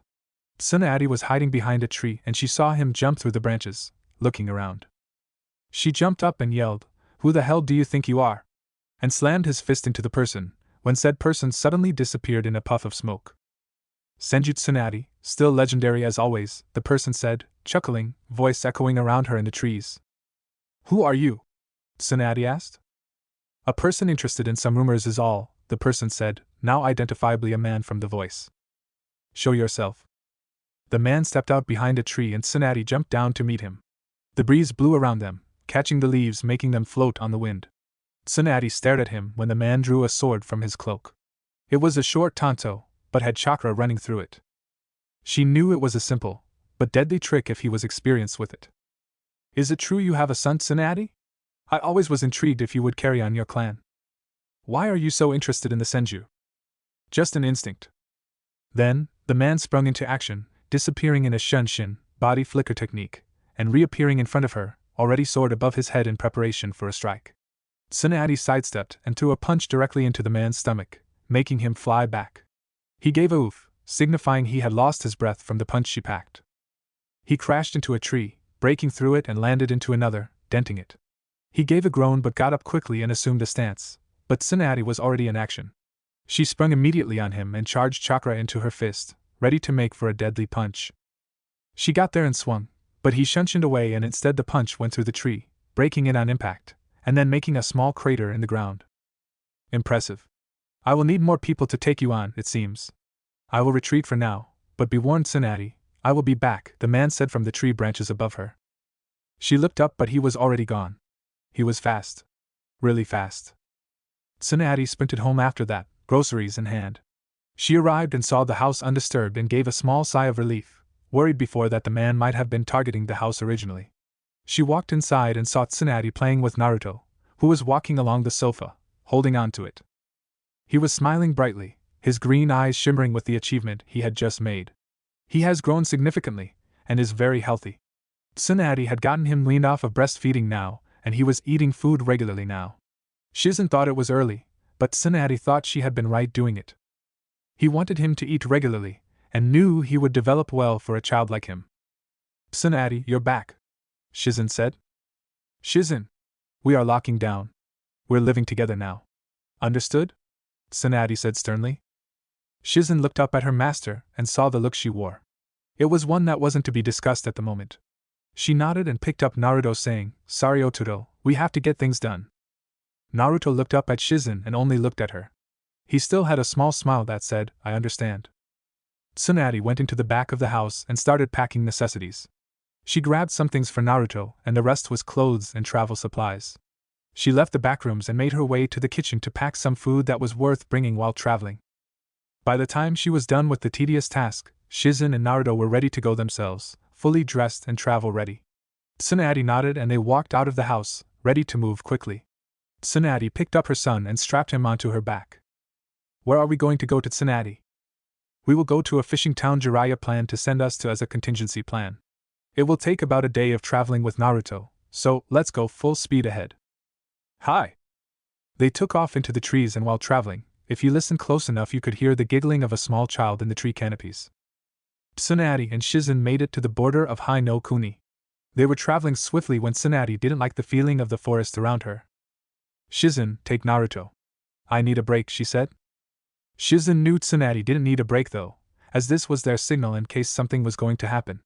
She stopped and took the straps Naruto was sitting in and strapped him to her back. She stood up when suddenly kunai flew in all directions towards them.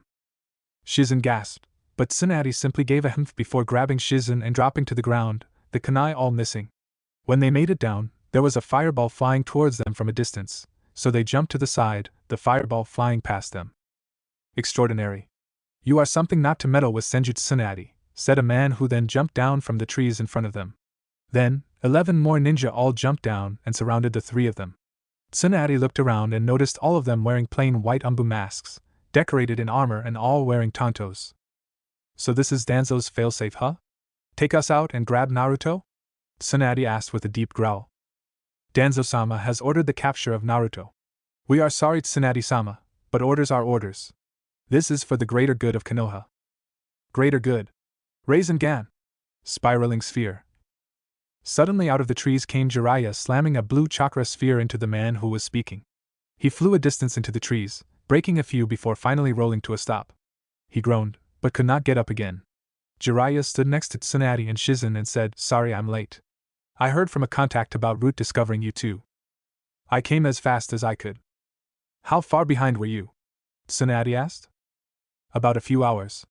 Only took me a bit to catch up, I suppose, Jiraiya said. Tsunade nodded and cracked her knuckles, getting ready for a brawl.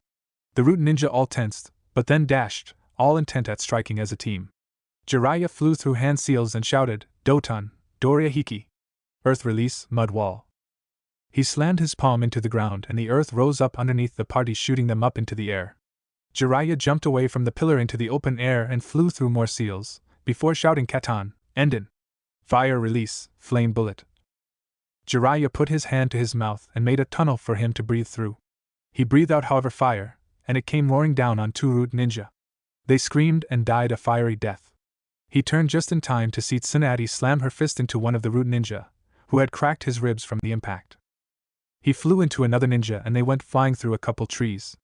Shizen had spat out a couple of, skillfully taking out a single Root ninja, bringing their numbers down to 7. You made a grave mistake taking on the gallant Jiraiya, the Toad Sage of Mount Maiboku, Jiraiya shouted, taking on a ridiculous pose. The Root ninja all looked at Jiraiya expressionless, but Tsunade and Shizen had managed to sweat drop at Jiraiya's antics. Naruto only looked at the battle going on with shining eyes, intrigued by what was going on, clapping his hands here and there. Jiraiya shrugged, then swiftly went through multiple hand signs before shouting, "Doton, Doskiryu." Earth release, Earth Dragon. From the earth then shot up a dragon made of the rock and earth itself, turning into a longer serpentine dragon. It flew towards the enemies around him and most were instantly crushed. 3 regrouped, obviously the only survivors. Jiraiya leaped towards Tsunade and Shizen, who were standing off to the side now, guarding Naruto. The Root ninja there stood huddled, then they all consecutively nodded and dashed off, away from the small party huddled. Jiraiya sighed and turned back to the other two. "I'm glad I got here in time," Jiraiya said. "Thank you, old pervert," Tsunade said. Jiraiya shrugged it off and looked at his godson, who was smiling happily and clapping his hands still. He gave him a small smile and a wave, then turned his attention back to the scene in front of him. "It looks like Danzo wanted Naruto in his hands. He might have had him too if I had not arrived. These men had relatively high chakra signatures, and had I not surprised the leader like I did, they would have been more coordinated," Jiraiya said in relief. "Why did they retreat though? Isn't Root known for no retreat?" Tsunade asked. "Danzo may have ordered it," Shizen said. "Most likely," Jiraiya said with a nod. They shook off the adrenaline and the dust that had gathered on them. Jiraiya looked at the party and said, "We need to move quickly. We will travel in Hai no Kuni for a few days without losing any tracks. We will get to Kawa no Kuni and the place I told you about. It's a lot safer there." Tsunade and Shizen nodded. They gathered themselves and then they all dashed off into the distance. 1 week later. After many days of laying false trails and investigating rumors, Tsunade and Shizen had completely buried their tracks and were now in Kawa no Kuni with Jiraiya. They were walking on the road, Naruto being held by Tsunade recently. He was giggling, his green eyes shimmering as he was being tickled by Tsunade. "We're almost there, Haim, and I know you're going to love the place," Jiraiya said. "Oh, so positive here, huh?" Tsunade asked with a slight smirk. Jiraiya only gave a cheeky grin and continued walking. Tsunade and Shizen followed behind. Soon enough, they had reached a mountain town in the northern regions of the country. They made it to the outskirts on the other side of the town, and off in the distance there was a house, surrounded by a few trees here and there. Shizen and Tsunade saw it was a clear space and had suitable living conditions. Inside the house, it was almost an exact replica of the last house's layout, except it had another bedroom. Jiraiya stretched out and then walked towards the back of the house towards the spare bedroom and said, "I call the spare. I need a nap." And before the two ladies could say something, they heard a door open and close behind the old pervert. They looked at each other and shrugged. They took off the packs they had and put Naruto down, who was excited to finally be down again. He went crawling over towards the table in the sitting room and started to stand up. Shizen went to observe him and put things away and tidy up in the room, while Tsunade worked on the rest of the house, moving with quick precision and necessity. "Tsunade-sama, how long do you think we will be here this time?" Shizen asked suddenly. "I don't know. We're in a nice location since it's farther away from larger towns and villages. I don't predict we will have any problems for a while, to be honest," Tsunade said offhandedly. Shizen nodded and sat down with Naruto and started to reflect on the last week of traveling. She knew they were lucky to get away from the root umbu without a scratch. After they had gotten away, they laid low in a small tavern town. They made some spare cash from small healing jobs they could do. They traveled over that week and even made it over by the daimyo's place, but made it through without being detected. They were off the radar again thanks to Jiraiya. Jiraiya really was a genius at infiltration and spy networking. He knew how to disappear when he wanted to. Tsunade wasn't thinking about that, however. She was working on getting the place locked down into a capable place worth defending if the worst came to be. She knew one thing: if anyone ever came after her baby again, she would destroy them. Everyone says never to piss off a mother bear. She had definitely become one now. 2 months later. Naruto was walking hand in hand with Shizen outside the house. Tsunade was sitting on the porch observing the two while drinking sake from a cup in her hand. She smiled at the sight of the two hand in hand taking small steps. Naruto was progressing relatively normally, and maybe even a bit faster than normal children would. She then thought about the next few days. Today, Jiraiya will show up with Hiruzen, her old sensei, for tomorrow. Tomorrow they were celebrating Naruto's birthday because in 3 days' time it would actually be his birthday. Hiruzen was returning from a diplomatic mission in Sunagakure, which had surprised Tsunade when she even heard about it in the first place. She supposed Hiruzen may have just made it up, but she didn't think so in this case. She knew he was usually honest, and wanted the best for everyone. He was known not only as the Kami no Shinbai but also the professor for a reason. She smiled at the thought of the small family being together for Naruto's first birthday. Her little boy was growing up so fast as it was already.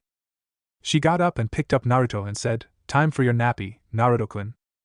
He gave her this look that said he understood and he definitely didn't want a nap. He never cried about it though, because he usually enjoyed his sleep once she got him to stay still in the bed. He turned and saw Shizen giving him the hand squeeze wave and he gave one back. She giggled at him and saw him taken inside. She went and started working on the garden while Tsunade walked him back to his room and laid him down in his crib. He started to crawl around, but she tucked him up and he started to calm down. She had figured out this trick before, that if she stroked the whisker marks on his cheeks, he would fall asleep quicker and before you knew it, started purring. It would make any girl squeal in delight, but she was his mother so she only smiled at the motion. It didn't take long for him to fall asleep. She left him in his room and walked outside in the back again where Shizen was working in the garden. She stepped out and saw Hiruzen and Jiraiya standing around talking with Shizen. In the background she also saw a young Umbu to her surprise. She stepped out and smiled at the group. "So it seems that the three of you finally got here. Took you long enough," Tsunade said. "Could have kept you waiting longer, Haim. Sorry we were running late," Jiraiya said. She shrugged it off and walked up to her old sensei. She gave him a hug and he smiled at her, returning the favor. He looked at her and said, "How is my old student doing?" "Just fine, sensei. We had an incident a while ago. I'm sure Jiraiya informed you of this, however," Tsunade said. Hiruzen frowned and nodded. He knew about everything that happened with the regular check-ins that Jiraiya gave Hiruzen. He knew about Danzo and the mysterious man that had shown up. He was getting nervous at the plays that were being made by the players around the continent. He really was getting too old to be Hokage, but he always knew he was one of the best cut out for the job. "And how is my grandson?" Hiruzen asked. Tsunade smiled and waved him to come inside. He followed her immediately, eager to see the young boy he had left in Tsunade's care and love. He went to the back with her, and they stepped inside Naruto's room where he was sleeping inside the crib. They stepped just next to it so Hiruzen could look closely at Naruto. He smiled at how much Naruto had grown over the past year. He could tell Tsunade was already proud to be his mother and had really grown. He looked over her and her new attire. She was wearing a green kimono with the Senju symbol on the back of the top. She was also wearing flat shoes. She of course kept her old battle armor on underneath her kimono and her gambling jacket on, but she still had somewhat of a more relaxed and motherly, yet shinobi-like look about her. She also had her hair down now, a little longer than what she used to keep it at. He looked at Naruto, and how he looked now. He was starting to grow out his hair now, getting more hairs than he had. He also had a slender look but looked healthy all the same. "You've taken really good care of him," he said, then reached down and started stroking his cheek. Tsunade chuckled and said, "Stroke his whisker marks? He loves that." He moved his fingers down, and to his surprise he started to purr deeply, and he had to chuckle himself. He knew this would be a good first birthday for Naruto. Over the day, Tsunade got to hang out a lot with her old sensei and Jiraiya and got introduced to Kakashi, the young Lembu who had come with the two. He was Minato's old student, and Hiruzen trusted him enough to bring him along to meet Naruto. He was excited to meet his sensei's kid. When Naruto had finally woken up, it had been fun watching him walk around slowly to meet the people all here now. He had giggled a lot and smiled all the same, making him the lovable child that Tsunade and Shizen knew him to be all the time. Jiraiya had to admit the kid had grown on him over the last year, and was excited to have him as an apprentice when he became older. Kakashi had taken to calling Naruto his nephew, which Hiruzen was happy that Kakashi was excited about Naruto and being his uncle. Hiruzen knew that when Naruto returned to Konoha, he would have a large family there and be happy. The next 2 days flew by with Naruto's birthday. Kakashi had actually made Naruto some big wooden blocks for Naruto to play with and stack around. Naruto of course was overjoyed at seeing the blocks that were a decent size. Hiruzen had given Naruto a stuffed animal which was a fox. Jiraiya had the same idea but instead it was a large toad. He had also given him a toad wallet for him to start saving money whenever he would get some. Shizen had gotten Naruto some nice clothes and Tsunade had done the same. Overall, Naruto had enjoyed his first birthday and the family was happy that Naruto was having a good time. They knew one thing. Naruto was an extraordinary child. He was always happy and he had a bright personality. So bright in fact, the forest around them seems to radiate his personality. Chapter 5, Mokutan. Naruto was walking through a forest. He looked way up, craning his neck to see the incredibly tall trees around him. He always loved the forest and the outdoors. He would always help Tsunade when she allowed him to. He was looking up though not because of the trees but because of what was above them. He looked up and saw a red sky, nothing like he had seen except this one place. He kept walking now, still looking up when he suddenly felt the need to stop. He looked forward and saw some brushing, but it wasn't green. It was black. In front of him was a wooden post with a tag on it. He read carefully and saw it was a kanji for seal. He shrugged and walked past the post standing just in front of the black brush. He didn't exactly know why but he had a feeling he shouldn't go inside it. That was when he felt it. That ominous presence that he felt every time he came here. He wanted to run away, like every time. He shivered at the hatred he felt coming from this. He felt like he could hide inside the trees at this very second. He never felt this afraid unless Kachan really wanted to get him for being out too long. He started to turn but stopped.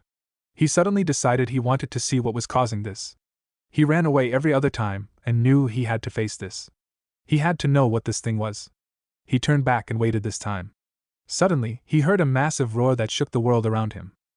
He covered his ears in pain and saw the trees shaking around him from the impact. Then, the ground shook and a voice screamed around him, "Get out!"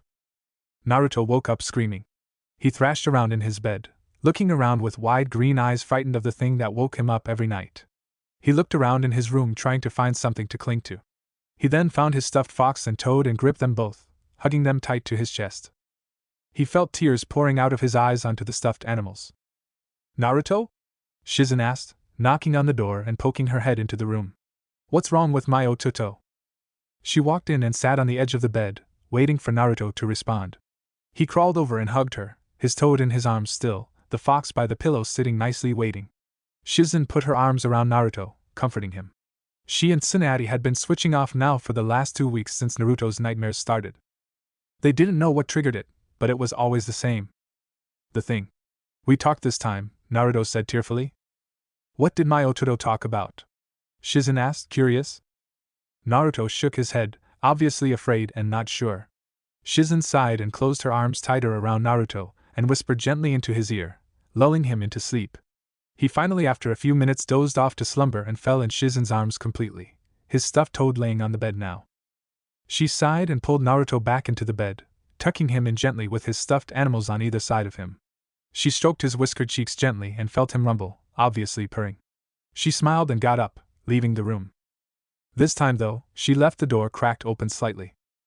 Tsunade was up making coffee early as always.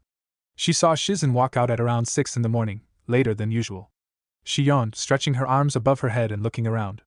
She saw Tsunade standing at the counter, making the daily brew, and walked over and leaned over the counter. What happened this time? Tsunade asked. Naruto said the thing this time, Shizen said. It's getting worse? Tsunade asked, slightly shocked. Shizen nodded and said, the Kyuubi is obviously having a large impact on him. We need to get Jiraiya to fix this. Tsunade shook her head and said, I don't know much about seals, but Minato wouldn't have screwed up something like this. We will have Jiraiya check it, but I think it's something else. What do you think it is? Shizen asked. I don't know. Not much has happened in the last 3 years. Naruto was going to be turning 4 in less than a week now.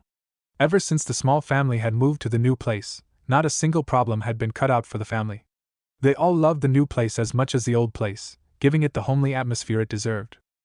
Tsunade still loved being a mother for Naruto. She had finally come to terms with Nawaki and Dan's death over the last few years, seeing Naruto being so much like her deceased younger brother and her deceased lover. She had some sloppy medical procedures too, which caused her to get over her hemophobia, her fear of blood. Shizen had taken quite a large role in helping her get over herself, but she still gave a lot of the credit to her child now. He would always be her baby and her savior. Shizen had grown as a medical need in the last few years, getting to a level Tsunade said was prestigious, which was saying something. Shizen was always proud of herself and her master, but over the last few years they had grown so much she had no reason to be disappointed in the family. Naruto had grown so much on her over the last few years too, shooting up like a weed and becoming a lively presence in the household. He was always smiling and laughing, making the days seem brighter. It seemed when he was outside, nature would always respond to him. She had to smile at that thought. Naruto has grown over the last few years as well. He had adapted to the world around him, knowing the daily routines, and always enjoyed everything there was in the world. His mother always called him melodramatic, which upset him to no end. He couldn't even pronounce the word, but he knew what it meant. He got into calling people by nicknames too, which always made his family smile all the time. He would call his mother Ka-chan, of course, because she was his Ka-chan. Shizen was deemed Tsunade and his uncle Jiraiya was called Eroaji. He smiled at the nicknames he had called up and the memories that they brought. He remembered one day when his Eroaji was peeking and his Ka-chan always told him to never peek at girls or women. He shouted out that name and all the girls screamed when they heard it. He snickered at the memory of his uncle running through the village they were at for hours evading women. Naruto always enjoyed having his other family over too. They were going to be coming soon too for his birthday. They came every year, and he was excited to see his Kakaji and Jiji. He was bouncing up and down when his mother told him they were coming again this year. She also told him that this was a big year for him coming up because it would be the start of training for him to become a ninja. He had always wanted to become a ninja like his family. He was practically bursting with and dash, whatever they call it. He was excited was all he knew. Ototo. I need your help. Tsunade shouted across the yard. Coming Eni-chan. Naruto shouted. He ran across the yard and saw her looking at a tree, frowning slightly. He stopped abruptly behind her and poked her. She turned around and gave a slight smile and said, I think you might be able to help with this. We have an operation to do. Naruto gasped, but she just laughed and said, not a medical operation. The tree here is dying, but we can save it. Naruto breathed a sigh of relief and said, we can't let it die. What do we need to do? Shizen grabbed a pair of clippers and said, there are dead branches on it. If we clip them off, that will help it. That's your job. Now watch. She took the clippers and carefully snipped off the branch at the base of the trunk. He watched, and when he saw what to do he nodded and reached for what he called the clipper snippers. She held them out and said, be careful.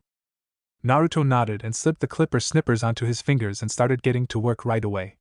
He loved the trees in his yard because they were so big. He wished he could be as big as any of the trees here. Big and strong. He wanted to save this baby tree first though, so he got to work, going snip-snip at the dead branches. Shizen watched with a careful eye while working on putting chakra into the tree. The tree was a chakra tree that was supposed to be nurtured by chakra dosages. She apparently hadn't given it enough, and that was what led to it dying. After a few minutes, Naruto put down the clipper snippers and said, "I'm done." "Good job, Myotuto. Now come here," Shizen said. Naruto walked over where Shizen was patting the ground and sat down. She said, "Do you remember that trick Uncle Jiraiya was teaching you?" "About the the chakra?" Naruto asked. She giggled at his slight mispronunciation and said, "That's right. I need you to do that and then put your hands on the tree." Naruto nodded and put his hands together, forming a hand seal his Eroaji had taught him called Tora or Tiger. He focused and suddenly felt that warm feeling in his stomach that his Eroaji had taught him about. He giggled suddenly as it felt really good, then settled down and focused again. He stretched out his hands now and put them on the tree. He suddenly felt the warm feeling go away and he felt a little tired. Shizen had been watching the whole time meanwhile, and had to say she was very surprised. Naruto had chakra reserves the size of an average mid-genin, and that was unusual within a 4-year-old child. She could only imagine what amounts of chakra he would have later on in his life. She felt it all become depleted, but looking at the tree, it looked a lot better just by looking at the roots. She smiled and knew Naruto had done his job well. "Good job, Naruto, you saved the tree." Naruto jumped up and fist-pumped yelling, "Yes. I did it. We did it." "No, Naruto, that was all you. You did the work," Shizen said. "Really, Tsunade?" She nodded and patted him on the head. He smiled at the thought he was a big boy and had saved the tree by himself. Shizen was actually being honest though. All she had done was feed the tree a little bit of chakra while Naruto had cleaned off the suckers on the tree and fed it the remaining chakra it needed. He had done a good job. "Let's go inside and celebrate. How about some ramen?" Naruto shouted in excitement. Shizen giggled and said, "Sure, let's go make some ramen." Naruto jumped up again and fist-pumped. He ran ahead of Shizen and was shouting excitedly for her to come inside. She went and followed him, but looked back at the tree just once. The tree was brown before, the leaves falling off when it was dying. The tree was now standing tall, all the leaves green already, and it seemed to be growing just slightly. Naruto was slurping down his third bowl of ramen when Tsunade walked into the house, returning from her medical duties in one of the outer villages in the mountains. There had been a mining accident, and there had been someone who had broken their leg. Another man had been impaled by a chunk of rock in the arm. She had been there already luckily and had gotten all the men out, and healed before there were any serious casualties. She had made some good money today. "Naruto, what did I tell you about having ramen every day?" Tsunade shouted. "But Tsunade said I could have some," Naruto shouted in protest. "It's okay, Tsunade-sama. Naruto helped me save the tree in the back today all by himself. He deserves a big boy reward," Shizen said. Naruto gave his mother a big shit-eating grin and continued to slurp down his ramen hungrily. Tsunade sighed and walked over to her son and gave him a hug just after he had finished devouring the broth in the bowl. He groaned, but returned the hug sincerely. "You know ramen isn't the best thing for you," Tsunade said. Naruto started spilling anime tears however and said, "How dare you say that? Ramen is the gift of Kami and should be treated as such." Tsunade laughed outright at this and just patted her son on the head. She walked past him and went outside in the back to sit down on the porch when she saw it. The chakra tree. She had told Shizen the tree needed to be mended today, since she knew it was dying. They wanted to use it later on for a project of theirs, but it seemed like that project would be a lot earlier than expected. This tree had grown double the size than it was earlier today. It stood probably around 10 feet now, healthy and blooming branches rather large now. She visibly dropped her jaw straight down, still watching the tree grow noticeably. "Shizen!" Tsunade screamed. Shizen was outside within seconds, breathing heavily. She was hunched over, hands on her knees and said, "Hi, Tsunade-sama?" Tsunade only pointed and it took Shizen a second to realize what Tsunade was pointing at. That was when she too dropped her jaw visibly to the floor. The tree was growing in front of their eyes. "What is this?" Shizen asked. "You said Naruto fixed the tree?" Tsunade asked.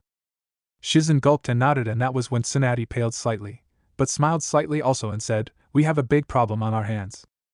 Naruto was sitting at the table with his big sister and his mother. They were looking at him seriously with another bowl of ramen each in their hands, and in front of Naruto was some dirt in a cup. He was slightly confused because his mother never did this. Ka-chan. All you're saying I have to do to get those bowls of ramen is to channel some chakra into this dirt?" Naruto asked, very confused. Tsunade nodded, smiling slightly at Naruto's confusion.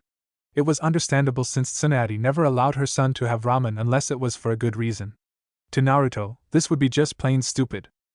Alright. Here I go, Naruto said. He brought his hands in the hand sign he used to channel his chakra like he did outside and then started to channel his chakra into the dirt. Suddenly, a plant burst out of the dirt, and it turned into a fully grown plant, sprouting what smelled like something peppery to Naruto. He frowned at this. Good job, Naruto, Tsunade said smiling and slid the bowl she had in her hands down to Naruto. Naruto put the cup of dirt with the now grown plant to the side and grabbed the bowl. He gave a grin to his mother and started to slurp down the noodles inside. Shizen gently placed her bowl next to the cup set to the side and got up. Tsunade followed her, and when they were away to talk quietly she said, "It's a fact now. Naruto has the Mokuton." "What does this mean for us?" Shizen asked. "It means a lot. We know first of all what DNA Naruto was given when he was in the womb. That would also explain Kushina's troubles with the pregnancy. This also explains everyone's interest in Naruto. He is something unique to the Kyuubi and a wielder of the Mokuton. This could be the reason for Naruto's nightmares." "What do you mean?" Shizen asked. "I have a theory. The seal that Minato implemented according to Jiraiya is supposed to slowly merge the two chakras until Kyuubi's chakra becomes one with Naruto. We don't know exactly what this means, but this could be the exact reason. What if the two chakras are conflicting and Kyuubi is trying to gain dominance?" Shizen thought over this for a minute and then nodded, saying, "It's a logical explanation. Naruto's mind isn't exactly developed, and this is a good time to gain dominance." Tsunade nodded and said, "That's what I thought too. Which also explains Naruto getting closer and closer to the thing in his nightmares. It's the Kyuubi. He keeps getting closer each time. I believe when Jiraiya arrives we should start his chakra training as soon as possible. This should allow for his chakra to stop being muddled and allow him to have complete control again, relieving him of his nightmares." Shizen nodded and looked at Naruto, who was finishing his second bowl of ramen, and sighed. She hoped her Ototo would be okay. Naruto, Shizen and Tsunade were eating dinner at the table that night. Naruto was excited that his birthday was in 3 days now. He could barely contain the excitement that his family was all going to be here again. He missed his uncles and his Gigi. They always gave him awesome stuff and they always played with him too. He smiled at the thought of the fun that they were going to have. Aroaji visited often, but Kakaji and Gigi never visited as often. He missed Kakaji's dogs. They were always fun to play with, like Aroaji's toads. Gigi let him play with the monkeys one time, but that was it. They had a lot of fun that day. "So Naruto, what do you want to do for your birthday?" Tsunade asked. Well, we could go swimming at the lake," Naruto said. "That sounds like fun," Shizen said, smiling a bit at that thought. "Oh yeah, and I want to play with the dogs, and the toads. And if Gigi lets me, maybe the monkeys?" Naruto said a little questioningly. "Sure, Naruto. We can arrange for that," Tsunade said. Naruto fist pumped, but Tsunade scolded him rather quickly, saying no jumping at the dinner table. He frowned and continued eating, Tsunade chuckling on the inside a little. She had to admit, she was nervous to have Naruto start ninja training, but he had potential already. His chakra reserves were so high, and the fact that Mokuton. It still shocked her to no end. Her grandfather's bloodline awakened in her baby. She had no idea what to even think about this. She knew one day he would be in a lot of danger, not only because of the Mokuton but because of the Kyuubi. There was no way to decipher what would happen in the future. What bothered her more was the people already targeting her, and the small family. The cloak swordsman that had tracked her in the forest was fast and dangerous. Not only that, but Danzo had taken an interest in Naruto. Whether it be because he knows about the DNA transplant, or the fact that he was interested in him being she didn't know. She had a theory about the whole thing though. Danzo probably has had secret relations with Orochimaru for a long time now. He wanted him to become Hokage back then anyway. She figured that with Danzo and Orochimaru working together, Danzo would further the goals of Konoha and Orochimaru would gain much more test subjects. Naruto and Kushina just happened to be one of them. Danzo got his way and Orochimaru his. Well, sort of. She didn't want to focus on this anyways. Shizen and Naruto were talking eagerly to each other.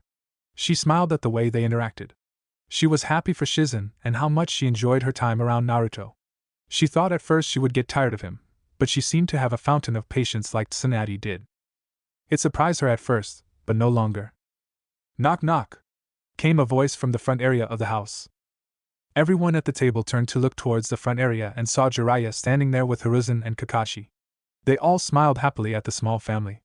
Naruto shot up from his chair and ran towards them shouting, "It's them! It's them!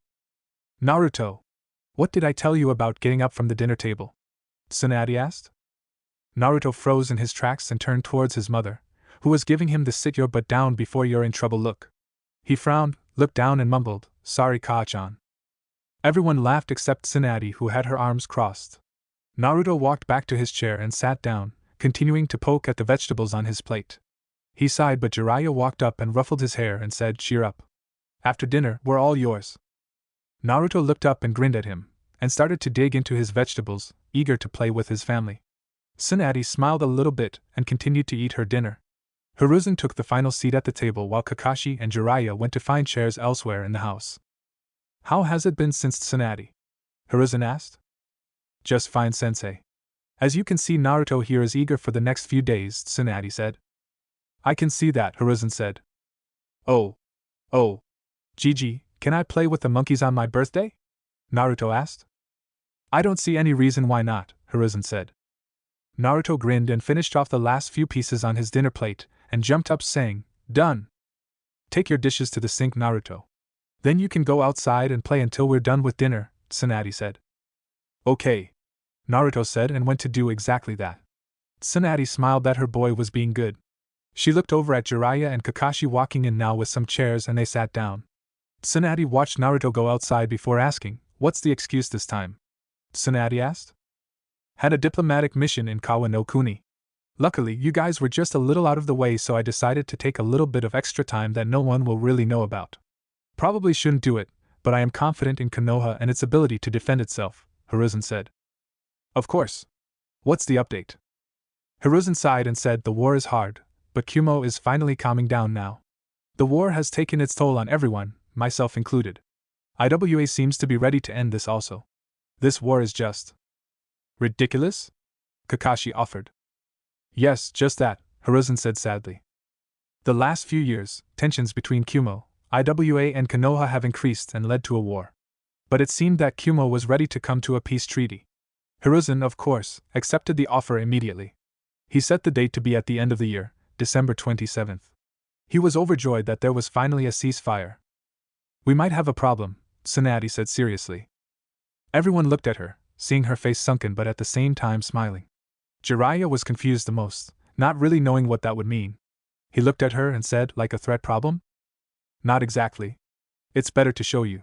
"Shizen?" Tsunade said. "Hi," Shizen said and got up. She went to the kitchen and grabbed a cup filled with dirt. She brought it to the table and said, "I caution everyone to cover their ears." 2 seconds later, Tsunade shouted at the top of her lungs, "Naruto!" Naruto came scrambling inside not even 15 seconds later. He panted, hands on his knees, and said, "Yes, Ka-chan?" "Sit down, honey, we want to show them that special trick we were talking about the other day," Tsunade said. Hiruzen, Kakashi, and Jiraiya all had raised eyebrows now, curious what this 4-year-old child had to bring to the table that would pique their interest. Naruto sat down and looked at the cup of dirt in front of him. He frowned and said, "What do I get if I do it?" "The question is what you get if you don't do it," Tsunade said with an evil gleam. Naruto gulped and nodded. He brought his hands in a snake seal, origami seal this time. Jiraiya looked at this, highly intrigued by what would bring the boy to change his hand signs to focus his chakra. Then he saw him put his hands on the cup, and then it happened. A small plant burst through the cup, growing to a full-sized herb plant. "What?" Jiraiya, Kakashi, and Hiruzen screamed in shock. Tsunade nodded and ruffled Naruto's hair, saying it was okay to go outside now. He smiled and went outside, grinning slightly at their expressions. Shizen got up and grabbed the cup, putting it by the back door to put in the garden outside. She had been doing this a lot recently. "I thought the same thing," Tsunade said. "But that's impossible," Jiraiya said. "He has Mokuton," Kakashi said in disbelief also. "It seems mine and Minato's theory was correct," Hiruzen said. Now everyone turned to look at Hiruzen like he had his head on backwards. They didn't know what to make out of this situation now. "What do you mean your theory was correct? You knew this would happen?" Tsunade asked. "If you read the letter a few times over like myself, you would have known yourself," Hiruzen said. Tsunade thought over this and nodded, in subtle agreement. Hiruzen stroked his chin and thought over this while Kakashi just sat there in sheer shock. Jiraiya was mulling this over also. Shizen even seemed lost for words at the moment. Tsunade just let them think this over, but it wasn't long before Jiraiya said, "Well, it just means that we have to train Naruto harder." Right, because that's the right thing to do.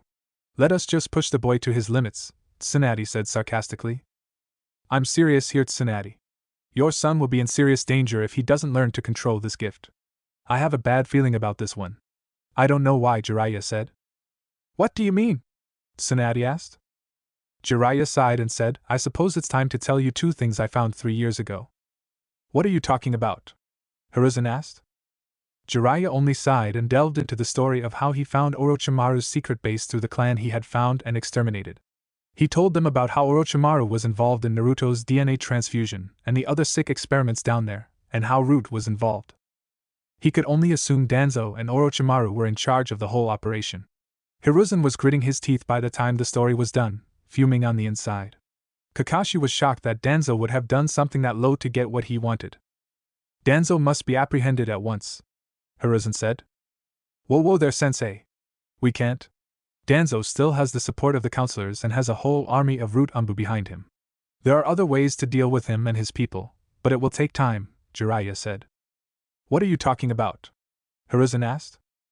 Outside, Jiraiya said. Everyone turned their heads towards the back door and Kakashi said, You mean Naruto? Of course I mean Naruto, his dream is. Well, I'll let you figure that out yourself, Jiraiya said. Everyone gave him a look and he shrugged. He got up and said, Well, I think we've kept the waiting long enough. Let's go outside and entertain him. Everyone nodded and got up, heading outside to go play with Naruto. 3 days later, everyone woke up to prepare for Naruto's big day. He was still sleeping as he tended to sleep in late. Everyone had found out about his tendency for nightmares. Jiraiya had been asked to check the seal the day after they arrived, but he and Hiruzen couldn't find fault in the seal.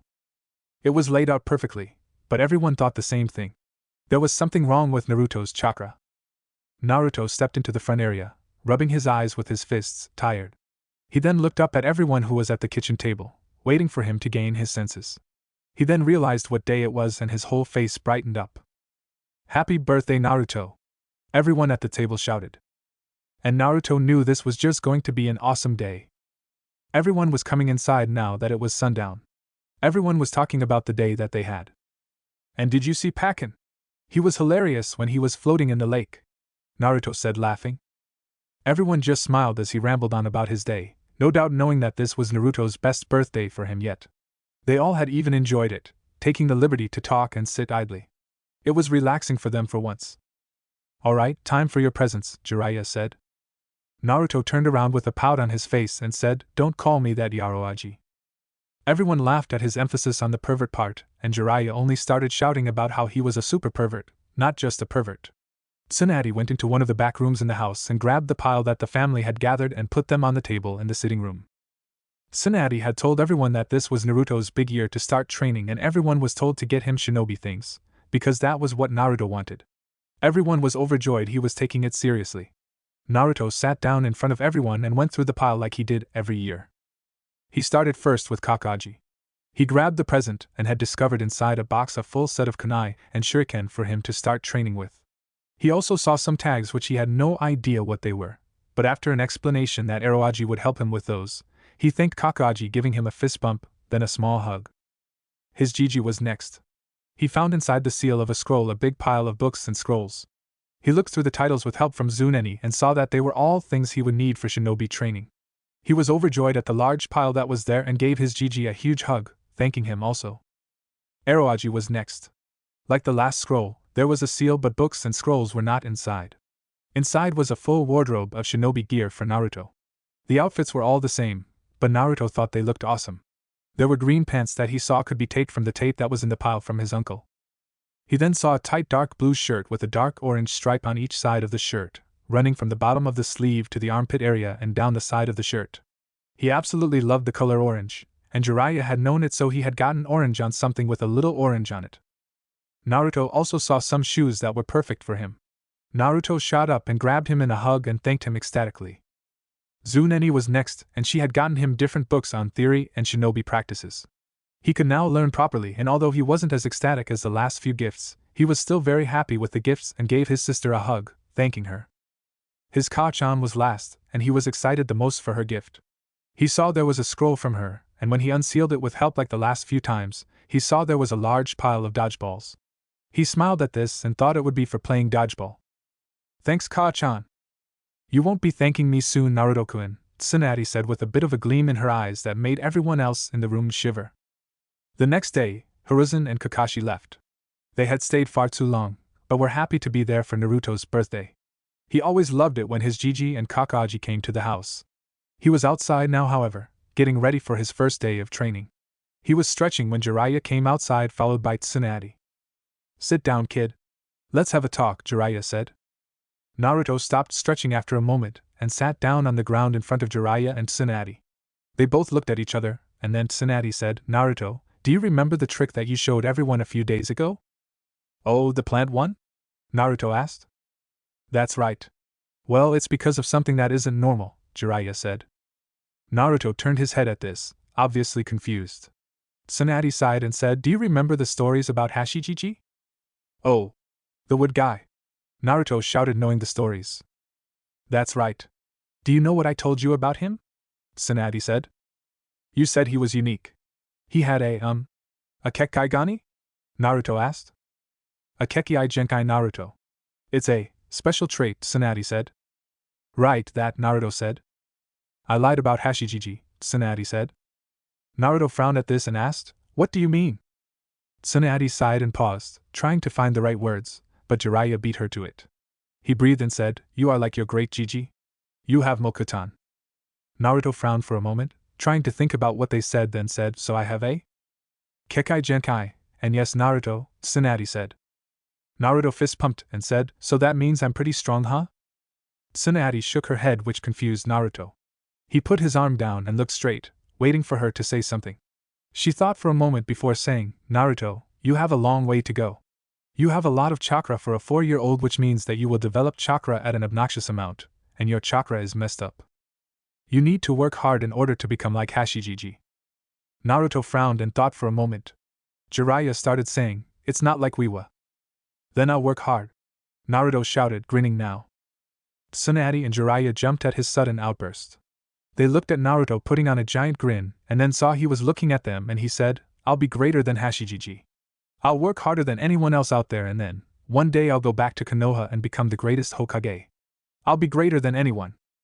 I can do this because I want to protect everyone. I want to be able to protect anyone who believes in me. Believe it. Tsunade and Jiraiya both were shocked at his statement. He definitely had a huge dream. He was setting large goals for himself that would take time, but Jiraiya was the first to shake it off and said, Then let's get to work.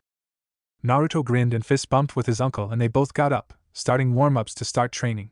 Tsunade was still sitting, however, looking at her baby boy and him running around the yard, Jiraiya observing him, writing in his notebook, obviously some sort of smut. She wasn't concerned about that, however. She looked at Naruto and realized just how much he was like Nawaki and Dan. She then felt something wet on her cheek, and realized she had shed a tear. She wiped at it, and looked at Naruto again, who was giving a large smile while running. I believe in you, Naruto. It's my duty as your mother, but I completely believe you. Chapter 6, What We Protect. Hinata was outside training. It seemed like that was all she ever did anymore. She would wake up, train, eat, train, go to the academy, train, shower, train, eat, train, sleep. It wasn't exactly ingrained into her head, but she did it because she had to. No, she wanted to. Her father had high expectations, and she wanted to meet them, yet it seemed like she could never live up to them. It started back when she was 4. It was her birthday, December 27th. It was a good day overall at first, she had thought.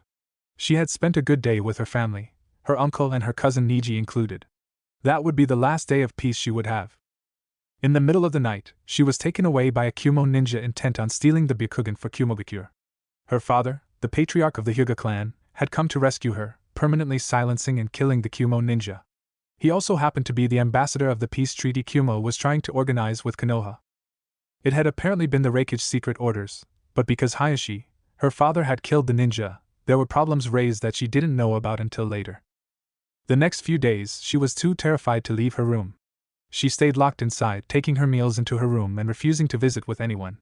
When she finally decided to leave her room, the world hit her with the truth. The ambassador being dead, Kumo demanded recompense. The demand was that her father, the kidnapper's killer, was to give his life over to Kumo. This in turn sparked her uncle to offer his life over because he was his father's twin. This saved the Hyuga clan in many places, but most importantly in keeping the Byakugan safe from others. The clan accepted the offer gratefully, but in turn made Neji cold-hearted and put him into the belief that destiny controlled people's lives. She then was thrust into training by her father. She was brought up in the clan's teachings, most importantly the gentle first, the taijutsu style used by all clan members. She was pushed to her limits every day in training and was doing her best, but the harsh conditions set by her father brought her crumbling every time. She was soon thrust into her shell that made her the shy, gentle person that she naturally was. She continued to grow up having no friends and no social life, making her regressed and gentle. That was until she entered the academy. She went the first day to find herself in a class full of class heirs like herself. At first, they seemed to be reluctant to go near her. That was until the first day of taijutsu sparring. Flashback. Everyone was walking outside, Hinata and the dead last of the class everyone knew as Shikamaru and Choji, the kid who constantly ate in the back of the line. Her sensei, Iruka, was leading everyone out towards the sparring field in the middle of the clearing. Alright everyone. Today is our first day of sparring. I am going to teach all of you the basics of sparring and then we will have you paired off and we will all observe each other's spars. Hi! Most of the class responded. Hinata watched as Iruka-sensei went through the basics of sparring and then he heard him pair people off, until she heard her name. Hyuga Hinata will spar with Haruno Sakura. Cha! Alright. I'll win this for sure. She can't harm a fly. Sakura shouted loudly. Like you can win anything, forehead. Yamanaka Ino shouted. Shut up, Ino pig. I'll win Sasuke-kun over after I win this spar. Sakura shouted. Everyone else in the class sweat dropped at their antics. Hinata was even getting nervous, while Iruka scolded Sakura and Ino for disturbing his class. He then continued down the list of names. It wasn't long before the spars started and everyone soon found themselves getting excited to show each other their abilities. There were some civilian-born people in the class, and while this gave them a disadvantage over the rest, did somewhat impressively for 6-year-olds. It got to some of the clan heirs, however, one of them being her. When she heard her name called, someone put a hand on her shoulder. She turned around and saw Choji looking at her, holding the bag of potato chips he had been eating in his other hand. Shikamaru was also looking at her. Hey, show her who's boss, Choji said. Yeah, she's so troublesome after all, Shikamaru said. Hinata paused for a second, confused. Then she smiled, realizing what they were saying, and opened her mouth to say something, but stuttered. TTHNKYU. She turned and walked up to the ring and saw Sakura standing there, cracking her knuckles as if she was the tough nut of the bunch. Hinata stood in the circle at her end and looked over to Shikamaru and Choji, who were both giving her a thumbs up. She saw this as a sign of support, and smiled back at them. Then she heard someone shout, Go Hinata! Kick her butt! Kiba! Shut it! Someone else shouted. Hinata smiled inwardly at their antics, and walked forward to meet Sakura and make the sign of confrontation. They made the sign and then stepped back when Iruka-sensei shouted, Hajime. Hinata took her gentle fist stance and Sakura rushed forward only to be thrust back by Hinata. When she hit the ground, she didn't get back up. Hinata was shocked that she not only did that but injured her like that. Sakura! Hinata shouted. Shusha! Hinata! Iruka shouted. Everyone clapped at Hinata's achievement, but she didn't care. She rushed forward to make sure that Sakura was okay. Sakura got off the ground, groaning. Hinata hadn't even activated her Byakugan, and yet she had still beat Sakura. Hinata stopped in front of the groaning girl and asked shyly, Are you okay? Why do you care? Leave me alone. Then she stomped off, leaving her alone. Iruka scolded her for being rude and not finishing the spar with the reconciliation sign. Hinata was still caught up on two facts. That she had been supported by people today, and that she had been clearly yelled at by this Sakura girl. End of flashback. It was after that when she started to come out of her shell a little more. She had begun to become friends with Shikamaru and Choji, who had been her first supporters, and she even talked to her what was unknown support now known as Kiba. The three of them were all clan heirs and like her, had been put in the academy by their father or mother, the clan leader expected to represent their clan. Whether or not they had done a good job representing their clan was left up to interpretation. She had even lost her stutter for the most part, only returning to it when she got nervous. Hinata found herself working more diligently on her training after her first success, intent on making her father proud. It was a hard goal she had set for herself, but she was intent on accomplishing it. Hinata breathed and set back to her training, hitting the post in front of her, toughening her hands and legs. Neji Hyuga was watching Hinata at work, and he felt a surge of jealousy. She had a pampered life because of destiny, He knew that destiny had screwed him royally, to put it bluntly, and didn't want anything to do with the main branch. However, he found himself coming in need of a mentor. The thing was, he didn't know where to look for someone to train him further in the Byakugan. He could ask for someone in the side branch, but he wanted to surpass everyone in the clan and become the best Byakugan user there had been known to the shinobi world. Niji sighed and made for one of the training fields in the village. He went to the not frequently used fields often, so he could train alone and away from prying eyes and ears. He found himself at field 27 and set to work immediately, working on the posts in the field, strengthening himself physically and taking out his frustrations. He found word of how Hinata had shown a different side of herself over the past few months at the academy, yet retained her old personality at her home. It was really ironic that her father would praise her away from her eyes and ears, yet would be harsh in front of her. Her father was proud of her, not him. He was further advanced than Hinata and deserved the praise that he gave out about her. He was a true prodigy of the Hyuga clan, and a prodigy of his academy class. He would lead his generation in the charge. This he knew to be true, and he would start by humiliating the main branch beyond redemption. Uchiha Sasuke was home, outside working with his shuriken. He was kind of tired of the fangirls at the academy following him around all the time. That's why he tended to stick home whenever he could, unless his brother actually had time to train him. Today unfortunately wasn't one of those days, as he was out on a mission. He was going to come back tonight, thank goodness. Maybe after dinner he could train him. He threw another shuriken and saw it hit the post, but missing its bullseye mark. He sighed and went to retrieve all the shuriken he had thrown for the past 10 minutes. He then saw his father walking outside, towards the house. He looked at his son slightly before turning back and walking inside the house. Sasuke sighed when he saw his father. He never made time for him, and it disappointed him to no end. He wished his father would just spend even a day training him, but his father always neglected him in favor of Itachi, his brother. He wanted the attention Itachi had. Itachi, when he trained with him, always put his full attention on him. It was nice to have him as an older brother. He remembered the days clearly, working on shuriken techniques, and even learning about his katan affinity. He then learned the fire technique, katan, Gokakyu no Jutsu, on the same day. He was pleased to learn he was good at it for his age. When he had shown his father, he had even been impressed enough to give him a few pointers. That was the only attention he had received from him, however, and that was about a year ago. Sasuke thought back then to a weird day not even a month ago. Itachi had taken him one day and taught him something that confused him, yet he knew it was important. Flashback. Sasuke was riding on the back of Itachi, waiting to take him where they were going to go. Itachi was moving relatively fast through the village and soon enough started escalating a cliff. "Hey Itachi, where are we going?" Sasuke asked curiously. "You'll see my Otoro," Itachi said. Sasuke humped at Itachi's response, which gained a chuckle from Itachi. Soon enough, however, they stopped and Sasuke slid down Itachi's back. Itachi took his little brother by the shoulders and led him to the cliff and told him, "What do you see, Sasuke?" And for the first time, Sasuke paid attention. He saw the sun in front of him, glaring orange and red because of the sunset. He saw the forest surrounding Konoha, standing tall and firm, hiding the village away from prying eyes. Then, he looked down and saw he was on top of the Hokage monument. He was looking down upon Konoha, the entire village, and its people moving amongst the streets and going on with their lives. "Konoha," Sasuke said. Itachi gave a nod of approval and said, "But what of Konoha?" Sasuke narrowed his eyes and furrowed his brows, trying to concentrate.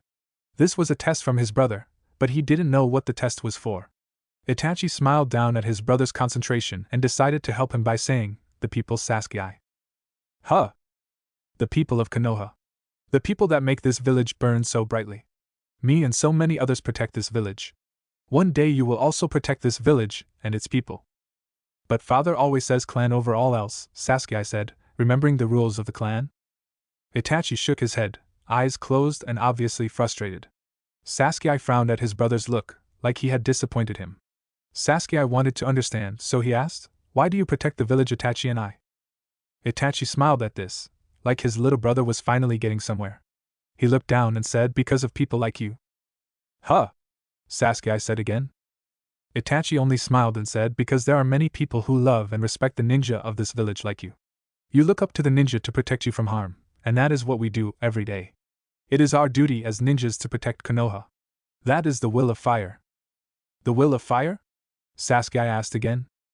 "One day, when you are older, hopefully you will be able to see with the eyes that I have and will be able to understand," Itachi said sadly. Sasuke looked at his brother, and how he gazed over the village that he loved so dearly. He looked like he adored the village, admired it even. Sasuke understood those feelings because he had them himself. Sasuke didn't understand, but he swore one day he would. End of flashback. Sasuke grabbed the rest of his shuriken and started to walk back to his spot. He still thought about what Itachi said every day. He wanted to know what the will of fire was, and he even almost asked Irika-sensei. His father wouldn't answer him most likely, and he didn't like to ask his mother questions a lot of times.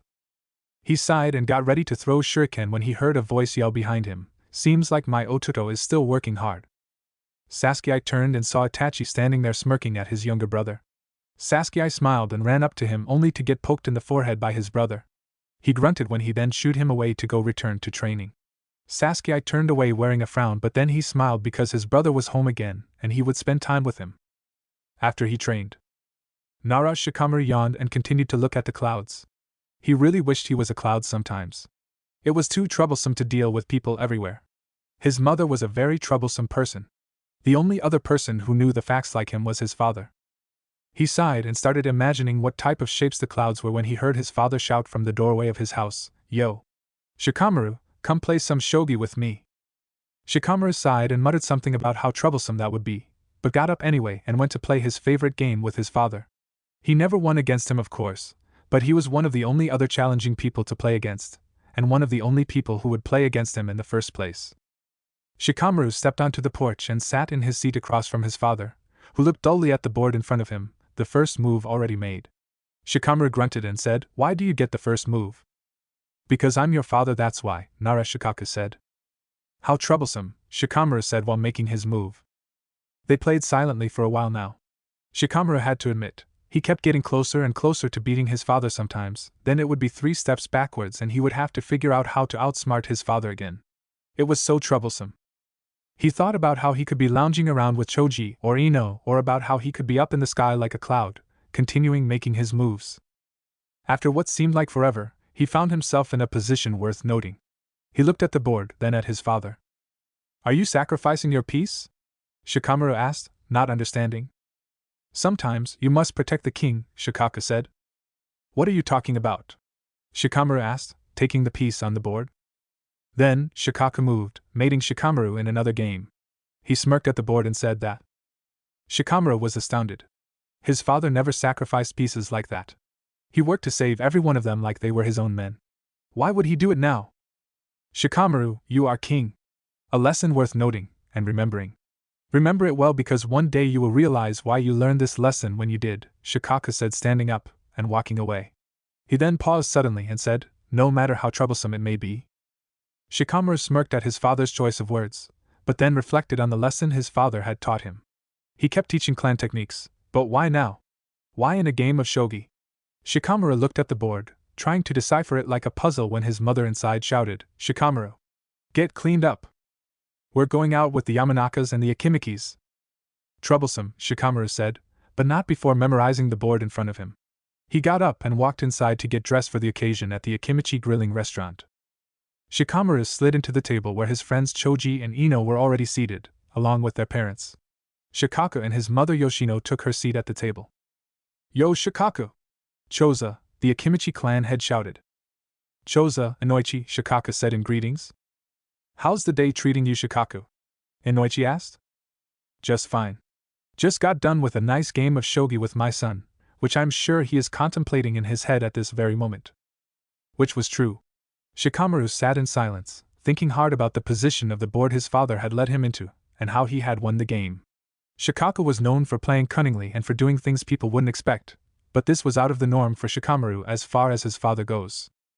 He thought hard, furrowing his brow, gaining the attention of his 2 friends. "Hey Shikamaru, are you alright there?" Ino asked. "Yeah, you look like you're about to think too hard," Choji said. "Yeah, just troublesome fathers and all," Shikamaru said. Everyone at the table laughed at Shikamaru's outburst except his mother, who scolded him over how he was insulting his father over everyone. This continued until Shikamaru was forced to apologize to his father, who shrugged it off, and then Yoshino went and scolded his father. She did that a lot, scolding people.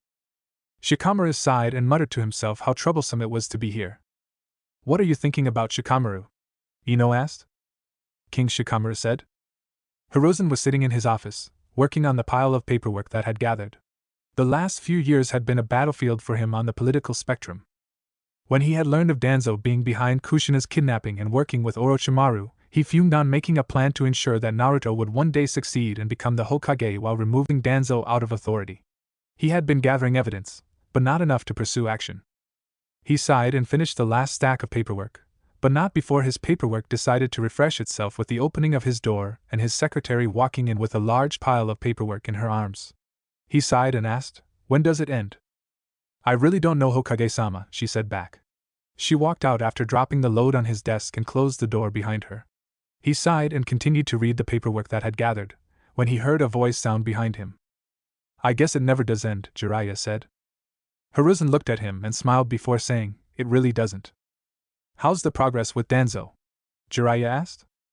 "Not much progress since last time. Caught a letter this time, but that's about it. Nothing significant. Yourself?" "Actually, that's why I'm here. We have a lot to talk about." "Away from ears," Jiraiya said, emphasizing the last statement. Hiruzen snapped his fingers immediately, and the Umbu guarding the room immediately vacated the premises. He then went through a few hand seals and seals around the room activated, and the room was silenced immediately. "I'm listening," Hiruzen said. Jiraiya sat down and said seriously, "Naruto's in serious danger." Hiruzen's eyes widened and then he asked, "How so?" "Two organizations. One you've heard about before, the other not so much." "Root?" Hiruzen asked. Jiraiya laughed and said, "That's not even the slightest thing to worry about." Hiruzen paled at that statement and asked, "What are you implying?" "Two organizations. One is unnamed at the moment, and I don't have much information, so I'll come back to it. The second we know about quite well. In fact, our old friend Madara is in the organization, or involved in the workings some bit," Jiraiya said. "What?" Hiruzen shouted. "Akatsuki, made up of S-class criminals from around the elemental nations. Their goals are unknown at the moment, but if Madara is in it, then Naruto is involved somehow. However, what is more surprising is the fact that Hanzo is dead." Hiruzen's eyes shot up at this, clearly surprised. He knew that Hanzo had been the only person that had taken on his team in the Second Shinobi World War, which led them to be named the legendary Sannin. How he died was a question to be raised. Someone by the alias of Pain killed him. He then claimed his place as ruler of Amagakure and has secret claims to an organization known as Akatsuki. What this means, I do not know. Hiruzen was shocked. Someone was powerful enough to lead this organization known as Akatsuki, containing S-class criminals and powerful enough to kill Hanzo. He didn't know what this would mean for Konoha at the moment, or for Naruto for that matter. "That's not all. It seems our old friend Orochimaru joined Akatsuki," Jiraiya said. Hiruzen slammed his fist on the desk and said, "That's two people interested in Naruto in one organization. This is not a coincidence. We cannot lose Naruto, Jiraiya." "I know, but I have more to say," Jiraiya said, obviously trying to calm the old man. Hiruzen gritted his teeth and calmed himself down, now waiting for Jiraiya to finish. "There is another threat out there. I don't know what exactly it is at the moment, but it was powerful enough to give Tsunade an eye raiser, so I took a look into it. Apparently, she had a good hunch. Some group is gathering, and I'm not sure what their goals are, but Naruto has apparently gained their interest. They are biding their time, however," Jiraiya said. "How long?" Hiruzen asked. "Both organizations are still gathering. It will be some time before they are ready," Jiraiya said. "We need to relocate Naruto, preferably back to Konoha," Hiruzen said. "No, Tsunade would never let that happen. Maybe when Naruto is 8 years old or so, but not now," Jiraiya said. "Then where?" Hiruzen asked. "To the Fire Temple," Jiraiya said. It was obvious. Hiruzen sat and thought then. It was secluded, away from prying eyes, and the monks there were sworn to secrecy. Plus, if Hiruzen remembered correctly, Chiriku, the head monk there, owed Jiraiya a huge favor. It could just work out. It works out for both the temple and Tsunade. The temple there has a boy that has a problem. They won't tell me exactly what it is, but apparently it's noteworthy. He's staying with the monks there, away from society. I told them Tsunade would move there as soon as possible," Jiraiya said, confident in his answer. "How long until they move?" Hiruzen asked. "A week. I'll be escorting them there, getting rid of any tracks they might have laid for themselves. Hopefully we won't run into trouble," Jiraiya said.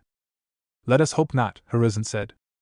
They were silent for moments, each reflecting on the conversation. There was a heavy breath in the room when Hiruzen then asked, "Who attacked Tsunade that gave her the eye razor?" I don't know, Jiraiya said. Kakashi was walking the streets of Konoha.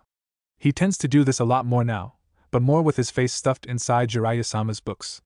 He found out about the greatest writing ever a few years ago, and ever since then, Jiraiya always gave him signed copies of his books, and with authored editions too. It was the greatest thing to know Jiraiya-sama. Kakashi giggled internally at one part when he felt a hand clap him on the back. Kakashi! My eternal rival! We must have a competition today. I must reverberate my flames of youth. Join me today, Kakashi! Mato Guy yelled right behind Kakashi. Kakashi sighed and turned around. He looked at the man in the hideous green jumpsuit in front of him. He could honestly say he didn't want to compete with Guy today, but he knew he wouldn't let down until they had their competition. He stuffed his book in his pocket and said, All right, Guy, but you. Yash! Kakashi! I will regain my youthful pride as the #1 rival and show Konoha the youthfulness of Konoha's green beast. Kakashi stood there, then looked up and said, I'm sorry, Guy, did you say something? Guy stomped the ground and shouted, Curse you, Kakashi, and your cool hip attitude. After a few moments of back and forth bickering, they finally decided on the best competition for the day. Kakashi and Guy sunshine away to a location overlooking Konoha when they faced each other. They nodded and then held out their hands. Rock, paper, scissors! They both shouted. Kakashi held out the sign for paper, while Guy held the rock. Guy roared in defeat while Kakashi had an internal smirk. He had won round 1. But they had of course agreed best out of 3, but knowing Guy, he had already won. Rock, paper, scissors! They both shouted again. This time, Guy held out scissors and Kakashi paper. Guy jumped up and then grinned, giving him the nice guy pose with his thumbs up. Kakashi's sweat dropped, and then shook his head. All right, Guy, this decides it all, Kakashi said. Haha. Do not worry about me, my eternal rival. I will surely win this battle, Guy shouted. They held their hand out and then shouted one last time, rock, paper, scissors. Kakashi this time held paper while Guy held rock. Guy then face-faulted into the ground and started shouting nonsense about how he was humiliated once more by his eternal rival and how he now had to run 1,000 laps around Konoha on his hands to make up for his humiliation. Kakashi sighed and said, Get up, Guy, we're tied now as it is. It's 48-48.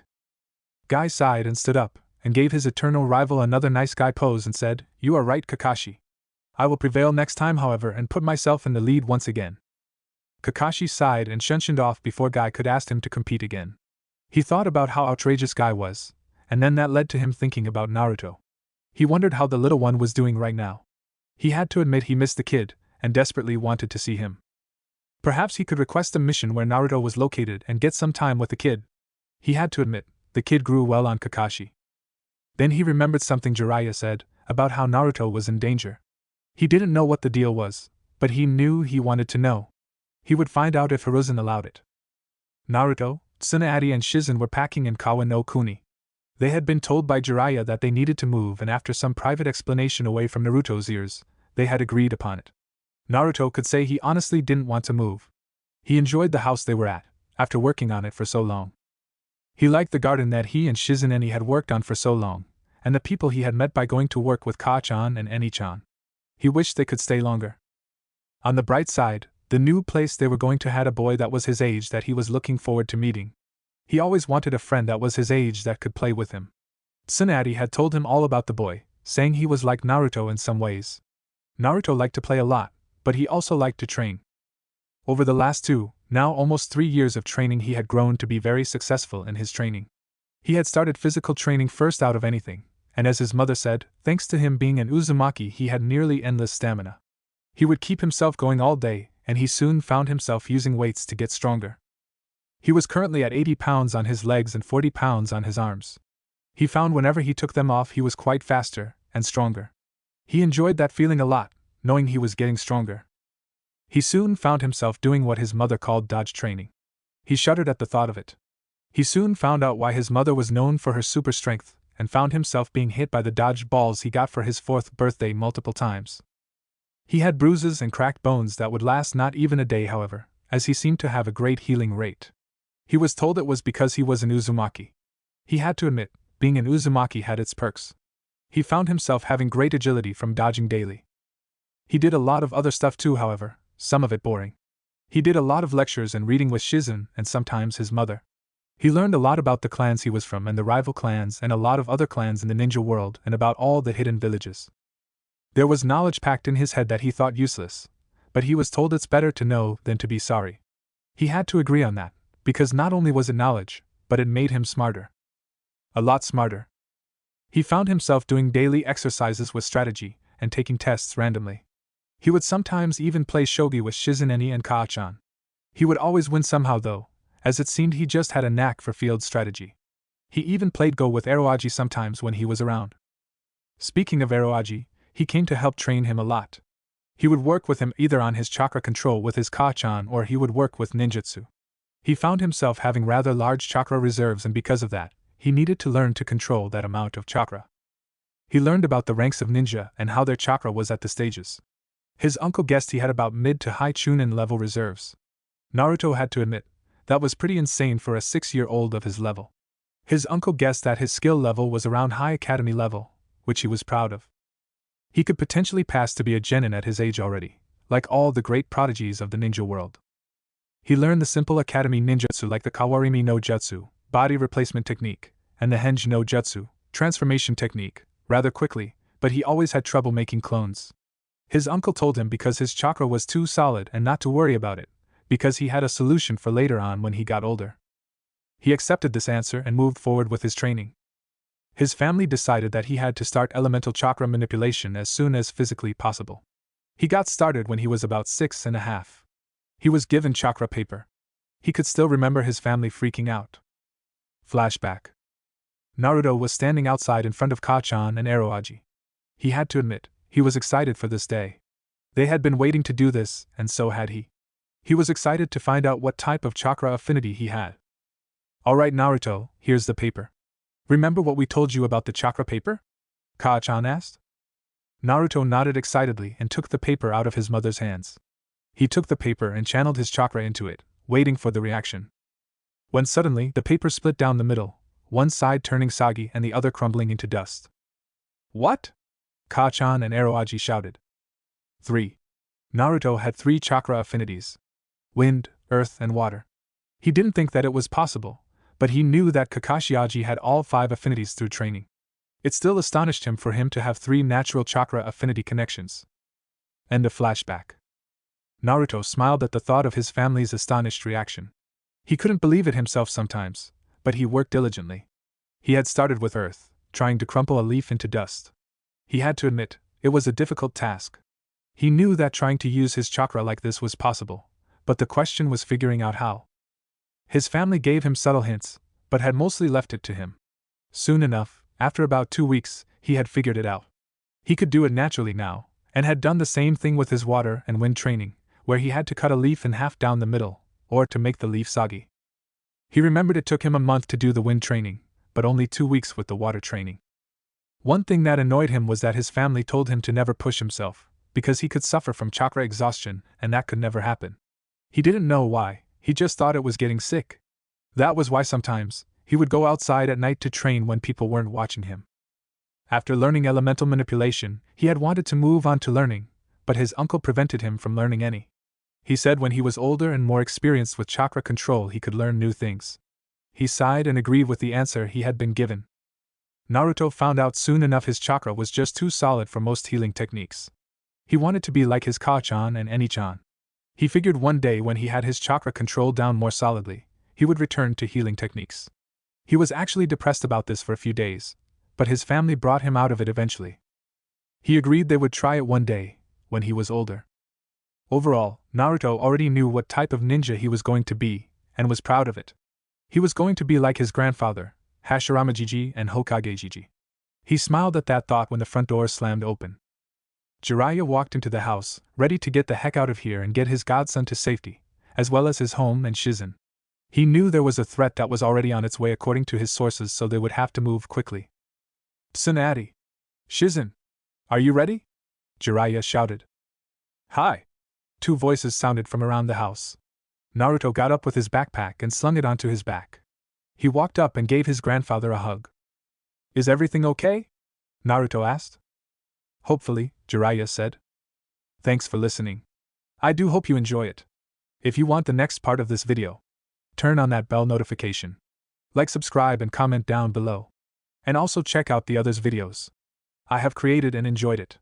See you guys next video.